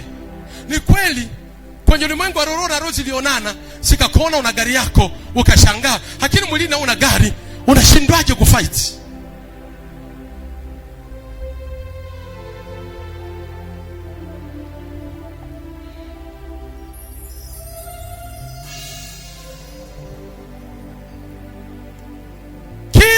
Indicator nzuri na mbaya itasimama rohoni hapa. Maana roho na roho zikitoka zinakutana kwenye ulimwengu wa kiroho na kuangalia wewe. Na ndio maana nakumbuka mimi zamani sana sijawa mchungaji, lakini mimi nilikuwa kiongozi kanisani. Nikaota ndoto niko kwenye ndege nasafiri kwenda Finland. Msikiza vizuri? Nasafiri kwenda Finland, niko kwenye ndege. Finland kabisa. Nasafiri kwenda nchi za nje. Baadaye nilipofika mahali kukawa na miti mirefu sana, ikaisonga ile ndege. Ilipoisonga ile ndege, rubani akasema hatuwezi kupita na hii hali, tushuke, tutaenda wakati mwingine. Tukashuka. Nikashuka kwenye ndoto. Nikasema mbona hata nasafiri ndege naenda, lakini inasonga miti, tumeshuka, imekwaje? Nikapuuzia. Nilikuwa naenda kufanya uinjilisti mmoja anaitwa Nyarambo Sengerema. Niko tu kwenye nafika Nyarambo hivi, nikapigiwa simu. Kipindi cha nyuma simu za nje zilikuwa zinakuja unknown, yani private call. Mnakumbuka? Ilipopigwa naona private call nikapokea. Kabla sijapokea message ilianza kuja kwanza. Nikamwambia Morris, don't leave a friend. Don't leave things don't leave friend because of things, but leave things because of friends. Things never take you anywhere, but a friend can take you somewhere. Usiache urafiki kwa ajili ya vitu, lakini acha vitu juu ya urafiki. Vitu vikupeleki popote na rafiki atakupeleka popote. Nikajua ni message za Voda, nikaachana nazo. Baadaye ujione simu ikapigwa. Ikaniambia mimi fulani niko Finland. Nikashtuka. Please, bado mtumishi, kuna offer huko. Jiandae, nenda njoo haraka Finland, unahitajika. Sijaoa. Unahitajika, njoo haraka. Nikasema hii ni ndoto hii, nikakumbuka ile ndoto. lakini kasema ndege iliziliwa na miti la sikuvunja. Nikaja haraka kutafuta passport ikachelewa, ikatoka baada ya mwezi. Kukatokea uchumi wa dunia kushuka kipindi hicho, wakaniambia subiri tena kwa wakati mwingine. Kakumbuka ile miti sikuivunja, safari ikaahirishwa, nitaenda kwa wakati mwingine. Nilitaje kwanza nimtengeneze Daudi, nilitaje nionane na wewe, nionane na Nefasi, nionane na mzee, ili niende kwa wakati mwingine. Unaona, ndotoni ni uhalisia, vinaonekana. Sasa huyu ndo hivyo viko ndotoni na vionekana. Watu wa Mungu, nataka leo tunaomba maombi makuu mawili yenye nguvu, maombi ya kuamuru adui achie. Angalia kitu ambacho kimekuwa kigumu kwako, ni afya, ni biashara, ni pesa, ni kazi, amuru achie. Vimeshikiliwa mahali, vimeshikiliwa mahali. Ninaomba, najua network yako iko sawa. Sema kwa damu ya Yesu. Mungu awabariki, mkakae watoto. Mniachie vitu vyangu vyote vikusanye hivi. Barikiwe sana kamanda. Nenda mkakae. Nenda ukae. Nenda mkakae.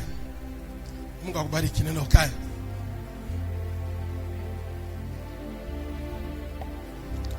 Sasa kila aliyoko nje aingie ndani. Na maana semina hii ambayo inaanza Jumanne mpaka Jumapili itakuwa ni semina ya kurudisha tu mpaka tuamshe. Inua mikono sasa juu. Hapo hapo ulimekaa, inua mikono yako. Sema kwa damu ya Yesu najitakasa. Naomba saa watu wasitoke nje, kae ndani. Hapa ni wakati tunataka tuombe sasa. Sema kwa damu ya Yesu ninajitakasa. Kwa damu ya Yesu najitakasa. Kwa damu ya Yesu. Unaona, muda umeenda, sijataja madhara sijahitaji. Nitataja madhara ambayo inampata mtu kwa kuomba. Nafikiri nitataja wiki hii. Inua mikono yako tu juu. Sema kwa damu ya Yesu najitakasa. Kwa damu ya Yesu najitakasa. Kwa damu ya Yesu najitakasa. Kwa damu ya Yesu kila aina ya uchafu wa aina yoyote unayenizuia nisiendelee, leo hii najitakasa kwa damu ya Yesu. Najitakasa kwa damu ya Yesu. Kila aina ya mikosi ya balaa iliyonifunga najitakasa kwa damu ya Yesu. Najitakasa kwa damu ya Yesu. Rehema za Mungu ziwe juu ya maisha yangu. Rehema za Mungu ziwe juu ya maisha yangu kwa damu ya Yesu. Kwa damu ya Yesu. Kwa damu ya Yesu. Kwa damu ya Yesu. Kwa damu ya Yesu. Bwana Yesu nisafishe. Bwana Yesu nitakase. Bwana Yesu ni rehemu. Bwana Yesu nisafishe. Nisafishe. Unisamee dhambi zangu zote, uovu wangu unisamee. Bwana Yesu, naomba msamaha wako uwe juu ya maisha yangu siku ya leo. Nipe nguvu ya kushindana. Nipe nguvu ya kushindana na kila roho iliyoiba, iliyozuia mali yangu, iliyokamata uchumi wangu, kwa jina la Yesu. Bwana Yesu, naomba unisaidie. Nipe uweza leo. Nipe nguvu leo kwa damu ya Yesu. Kwa damu ya Yesu. Kwa damu ya Yesu. Inua mikono. Kwa damu ya Yesu. Kwa damu ya Yesu. Bwana Yesu, nipe moto, nipe uweza, nipe nguvu, nipe nguvu kwa damu ya Yesu ya kushindana na kila roho, na kila roho, na kila roho iliyosimama kuharibu maisha yangu kwa damu ya Yesu. Uovu wa aina yoyote uliokaa kwenye maisha yangu na utubia kwa damu ya Yesu. Kwa damu ya Yesu. Kwa damu ya Yesu. Kwa damu ya Yesu. Kwa damu ya Yesu. Kwa damu ya Yesu. Kwa damu ya Yesu. Kwa damu ya Yesu. Kwa damu ya Yesu. Sema tu kwa damu ya Yesu. Kwa damu ya Yesu. Kwa damu ya Yesu. Ninatubu leo. Natubu leo. Kwa damu ya Yesu. Natubu leo. Kwa damu ya Yesu. Bwana Yesu, naomba nisamehe. Futa jina langu kwenye kitabu cha hukumu. Andika jina langu kwenye kitabu cha uzima. Bwana Yesu, leo hii nimekuja kwako, unisaidie, unisimamie, unipe ushindi, unipe neema, unipe nguvu ya kupenya, ya kushindana na yule mwovu adui anayeshindana na maisha yangu. Siku ya leo nipe nguvu, nipe uweza kwa damu ya Yesu. Naomba usimame. Leo ni siku ya maombi ya vita. Hata kama hujui kuomba, leo ndio siku ya maombi ya vita. Ninaomba hapa, tunaenda maombi ya vita. Kama uko hapa haujawahi kuokoka, haujawahi kumpokea Yesu kuwa Bwana na Mwokozi wa maisha yako, kabla hatujapigana maombi ya vita, naomba upite mbele hapa nikuongoze sala ya toba. Narudia tena, kama uko hapa haujawahi kumpokea Yesu, kumfanya Yesu kuwa Bwana na Mwokozi wa maisha yako, hapo ulipo unaweza ukainua mkono wako mmoja juu na ukapita mbele nikakuongoza sala ya toba, ili uwe na nguvu ya kushindana. Wote tumeokoka kabisa hapa. Tafadhali ninaongea kwa kumaanisha. Kama hujaokoka, pita mbele. Sawa, tuinue mikono wote juu. Sasa tunafumba macho na kuongoza maombi haya. Baada ya hapo tutaanza kuomba maombi ya kushindana kwa nguvu zote. Maombi ya vita ambayo tutayaomba hapa. Ukiona kiti kinakuzuia, chana na hicho kiti. Utapita hata hapa mbele, utaomba. Sehemu ni kubwa. Sema, kwa jina la Yesu aliyekufa na kufufuka kwa ajili yangu, kwa ajili yangu. Bwana Yesu, niko mbele zako, mimi ni mwenye dhambi, naomba unisamehe, naomba nirehemu, naomba unirehemu, naomba unitakase, naomba unisafishe.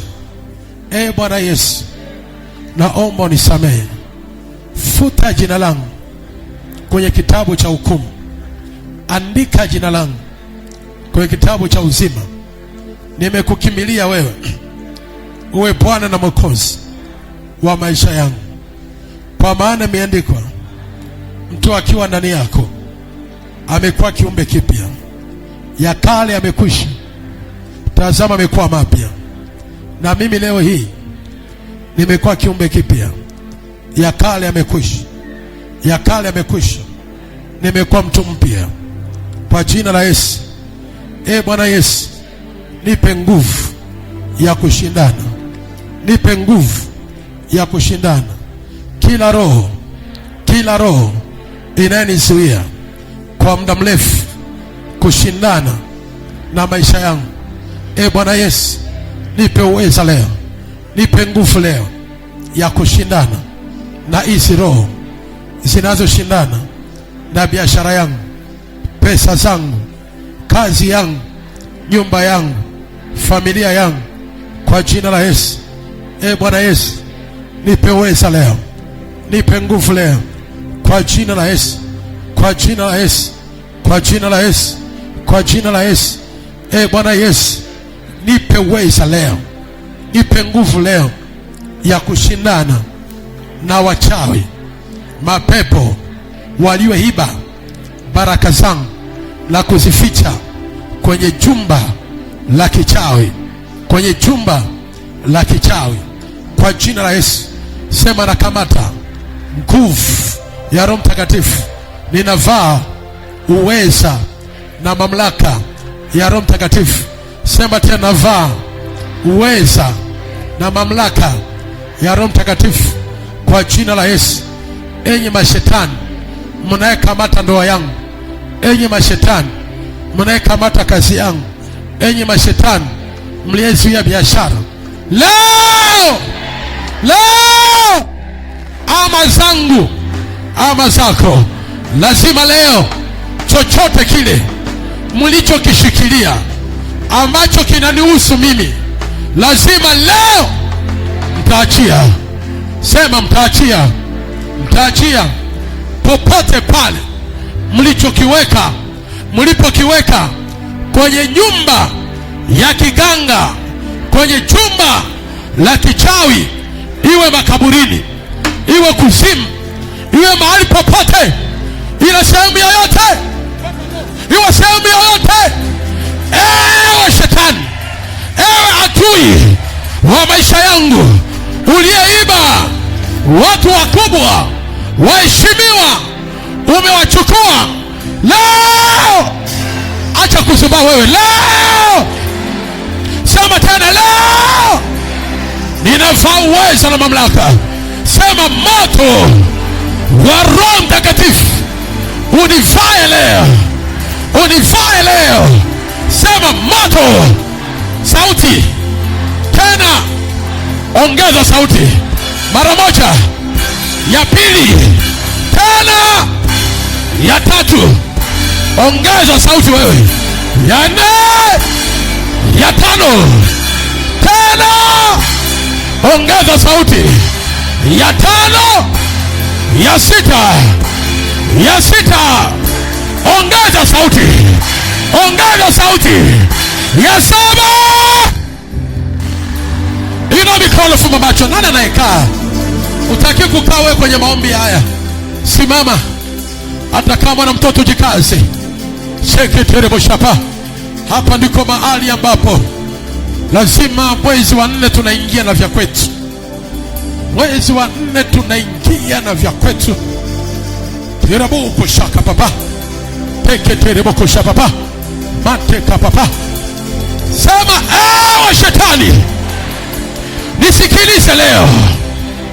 Wewe na wakala wako mlioinuka kufuatilia maisha yangu leo, chochote kile mlichokiiba na kukipeleka kwenye makambi yenu, na shusha moto kwenye makambi hayo. Sema na shusha moto kwenye hiyo kambi ya kichawi, tamboshi, mashambani, kwenye misitu, kwenye mawe, bahari, ziwani, kwenye mito, mahali popote ambako mmeficha vitu vyangu, na tuma moto huko leo. Sema moto. Sauti tena, ongeza sauti, sauti, sauti, ongeza sauti wewe, mara moja, ya kwanza, ya pili, weka sauti, ongeza tena sauti.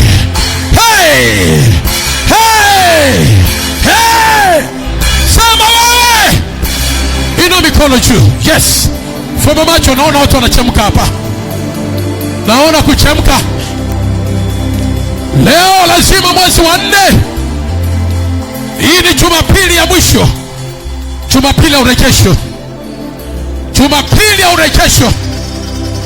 Jumapili ya urejesho. Teka paka terebo kushapa. Teke terebo shaka papa. Naongea na mtu ambaye ana mali. Wewe una utajiri. Na elewa uwezo wa utajiri wako. Na elewa uwezo wa mali yako. Sema kwa jina la Yesu, moto wa Roho Mtakatifu ushuke leo. Sema moto shuka leo ndani ya nafsi yangu. Ikihesabu mpaka 3 naita moto. 1, 2, 3. Fumba macho, ina mikono juu. Nataka nikuamshe.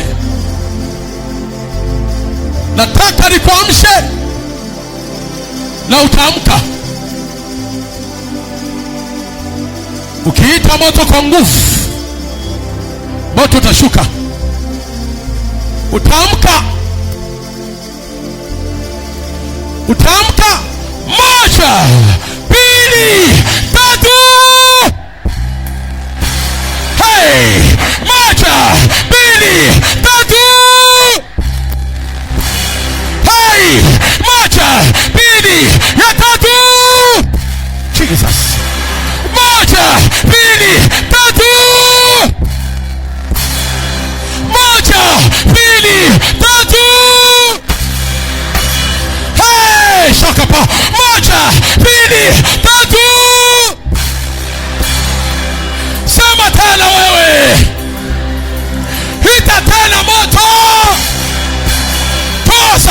yako, toa sauti, sema moto huu na uagiza leo kwenye makambi ya wachawi, ya waganga, ya mizimu ya ukoo iliyoiba mali yangu.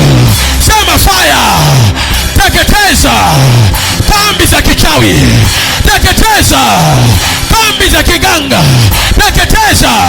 Sema moto, moto, moto, moto, moto, moto, moto, moto, moto. Tuma moto, omba sasa wewe. Rapoko shapara baba ya baba. Ekenere boko shapapa. Tuma moto kwenye kambi zao. Kabla tuwajamuru waachie, tuma moto. Rina marabo shapapa. Sijaona waombaji hapa. Nataka nione mama muombaji. Nataka nione mama anayeshindana. Nataka nione mbaba anayeshindana.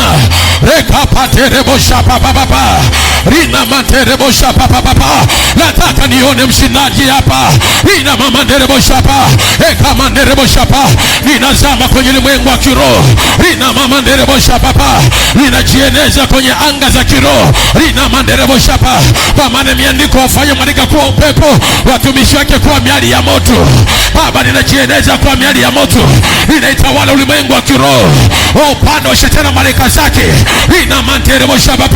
Natuma moto leo. Natembea kama wingu la moto. Rina mama nderebo shapa. Naachia moto, tuma moto, tuma moto. Rina marabu shapa. Makaburi uliyeiba mali. Makaburi unayetunza biashara yangu, unayetunza baraka yangu. Rina manderebo shapa baba. Ule mapivui vichawi. Reka pashapa. Kambo shiachia leo. Rina mama, tuma moto. Rina mashapa baba. Ile miti mikubwa, mawe makubwa makubwa, kwenye mito, kwenye bahari, kwenye ziwa, natuma moto leo. Rina maraboko shapapa. Patamia mwanakondoo. Iketerebo shana mama. Rina mama rabo shapa baba. Na kisa moto Bwana majeshi. Mungu liye hai. Rina mama rabo shapapa. Natuma moto leo. Kama Mungu isivyo, asiyeomba shauri yake. Hili kanisa la kuomba wewe la kiroho. Tuma moto rabo shapa. Tuma moto, tuma moto. Na manderebo shapa. Wale walinzi wa kipepo wanalinda nyota yako, wanalinda biashara yako, wanalinda ndoa yako, wanalinda afya yako. Tuma moto. Raposha baba, ripua. Reka rabosha baba baba. Ripua, ripua, ripua, ripua, ripua. Ina mama nderebosha baba baba. Omba we kijana, omba we dada, omba we mama, omba, omba, omba, omba, omba.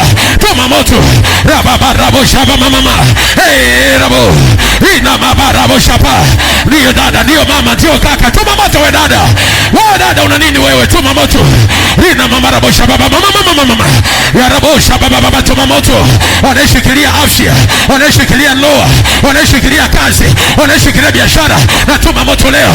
Ina mama rabosha baba baba. Achia cheche waka moto. Tuma moto. Raba mama rabosha pa. Naona moto unawaka kwenye makambi ya wachawi, kwenye makambi ya waganga. Naona moto, naona moto, naona moto. Tuma moto wewe. Rekabasha parabosha baba. Ekenderebo mama nderebosha baba baba. Angalia we dada unazuba. Ona we dada unazuba. We dada unazuba. We dada unazuba. Tuma moto. Ramate rabosha na mama mama. Reketerebosha papa. Reparabosha papa. Wewe kijana, we baba. Tuma moto kwenye uchawi wako, kwenye makambi yao. Ramane rebosha baba baba. Tuma moto. Reketerebosha na mama. Rina mama rabosha baba baba. Wewe tuma moto. Rina mama nerebosha papa. Pasha papa. Washa moto, tuma moto, tuma moto. Rina mama manderebosha baba baba. Watamia mwanakondoo, achia moto. Rina masha papa. Ekerebosha uliyebeba watoto hao. Fire, tuma moto wewe. Sisiki moto wako wewe. Rina masha baba. Kia usahuu. Rina matuma moto. Rebosha papa papa. Ucho uliyeroga mtoto huyo. Rina mane rebosha papa. Achia mishipa yake. Moto la waka hapa. Usijizuie wewe. Anza kuamuru achie. Amuru achie. Amuru achie. Amuru achie. Amuru achie. Amuru achie. Rina rebosha papa. Kia afya. Fire. Kia mara moja. Kia mara moja. Kia Chia Jesus. Rina manerebo shapa. Kwa damu ya kondoo. Baba natangaza uzima juu ya mtoto huyu. Rina materebo shapa. Pokorobo shana mama. Eketerebo shapa. Kwa damu ya kondoo. Washa moto, washa moto, washa moto. Amuru wachie. Wachie afya. Wachie biashara. Wachie pesa. Wachie ndoa. Fire! Hey! Rabosha mama. Ndio. Tuma moto wachie. Tuma moto wachie. Repasha papa. We dada usiache kuomba. Tuma moto. Rina masha papa. Robosha papa. Fire! Wachie ndoa, achie mume wako. Achie kazi, achie. Tuma moto, omba. Fire! Reposha na mama nerebo. Ndio. Hata vumilia na achia. Rina marabo shapa. Pokorobo shapa papa. Kwa damu ya mwanakondoo. Ita moto. Rina mama tesha papa. Ita moto, achia. Achia ndoa. Achia pesa. Achia biashara. Achia mara moja. Saidia watu hapo. Saidia. Rina marabo shapa. Tuma moto. Amuru wachie. Rina mama rabo shapa. Omba. Aliyeshika afya, ameshika biashara, ameshika kazi. Shinana we dada, shinana we mama, shinana wewe. Amuru achie.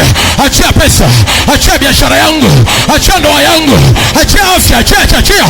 Omba, pray. Repo shapa. Ndio.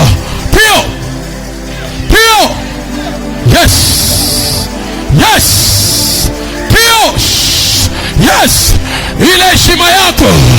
Wale watu wakubwa, pesa, biashara, ulikuwa na nyota ya pesa, ile afya ilishikiliwa. Omba, achie, pray. Jesus.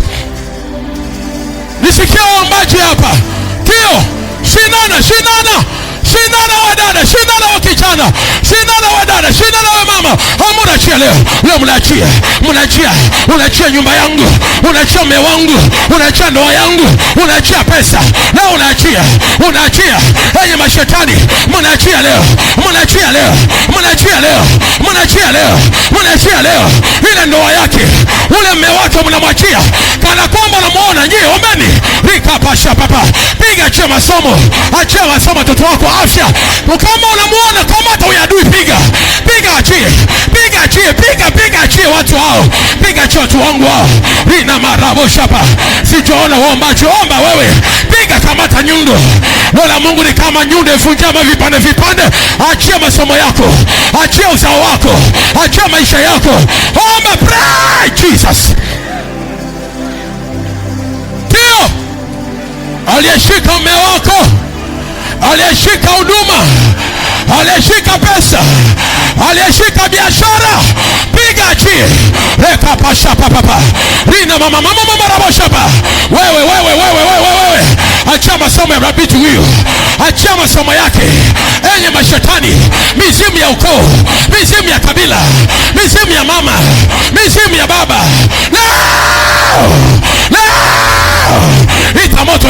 Ita moto. Wanachia mume wako, wanachia ndoa yako. Ita moto wewe. Fire. Rapoko shapa. Reketerebo shapa. Angalia yule anavyoomba. Angalia wale pale waombaji. Wewe shinana. Rina mama rabo shapa. Reketerebo shara baba. Rina mama rabo shapa baba. Sema fire, piga. Unachia leo. Kila uchoiba. Umeiba afya yangu, umeiba amani yangu, umeiba biashara, umeiba pesa, umeniiba leo. Shetani nazama kwenye ulimwengu wa kiroho. Leo nakupiga leo. Inua panga la kiroho. Fika uyadui, fika achie uchumi, fika achie pesa, fika achie mali, fika. Ina mama rabo shapa papa. Reka parabo shapa. Ina mama rabo shapa. Okorobo shapa papa. Ina mama shapa papa. Waombaji na wataka hapa. Nataka waombaji hapa. Ina mama rabo shapa papa mama. Ekerebo shapa papa. Omba, fika, piga, fika miungu yao, fika machini yao, fika mapepo yao, fika mizimu yao, fika naishikilia. Achia. Hey, omba, fight. Jesus. Ndio.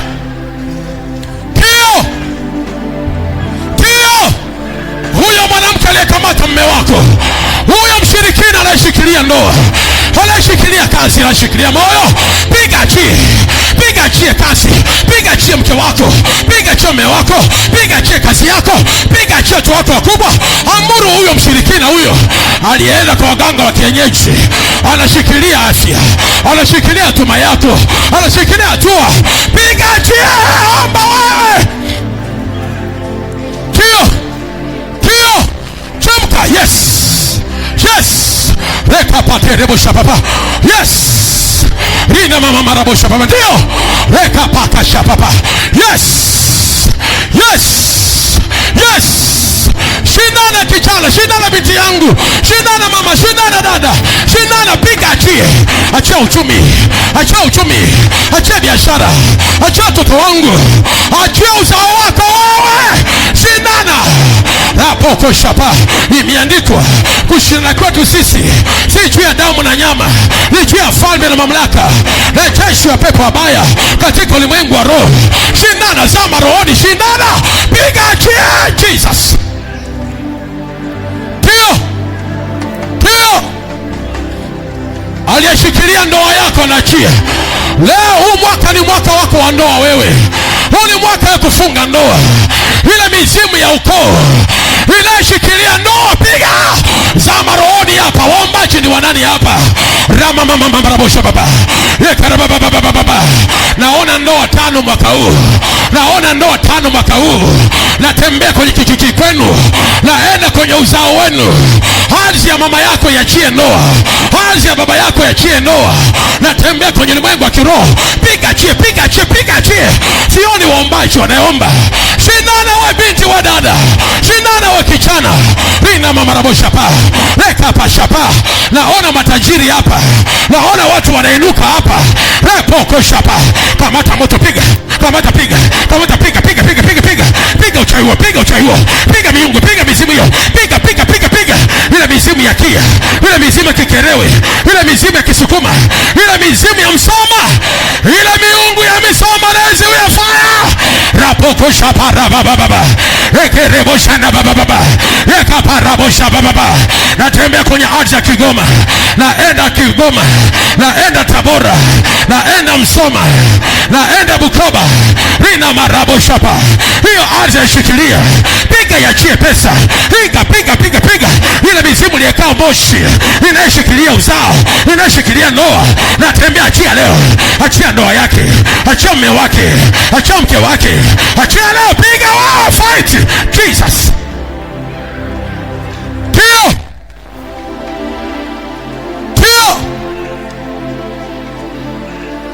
Hey.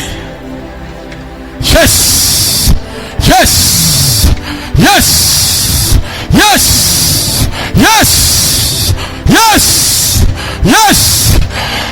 Kataa kwa mlemavu. Usikae kimya wewe. Kataa kwa kiwete. Kataa kwa omba.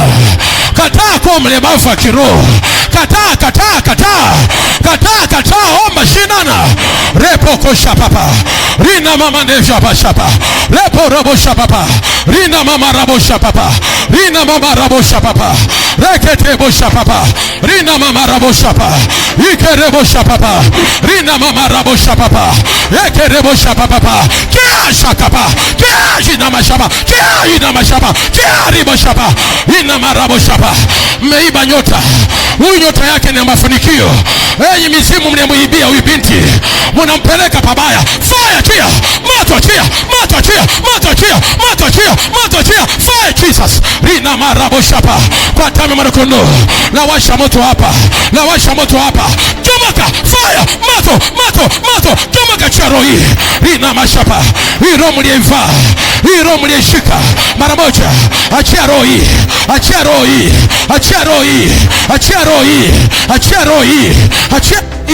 kwa damu ya mwana-kondoo. Fire, Jesus. Chomoka.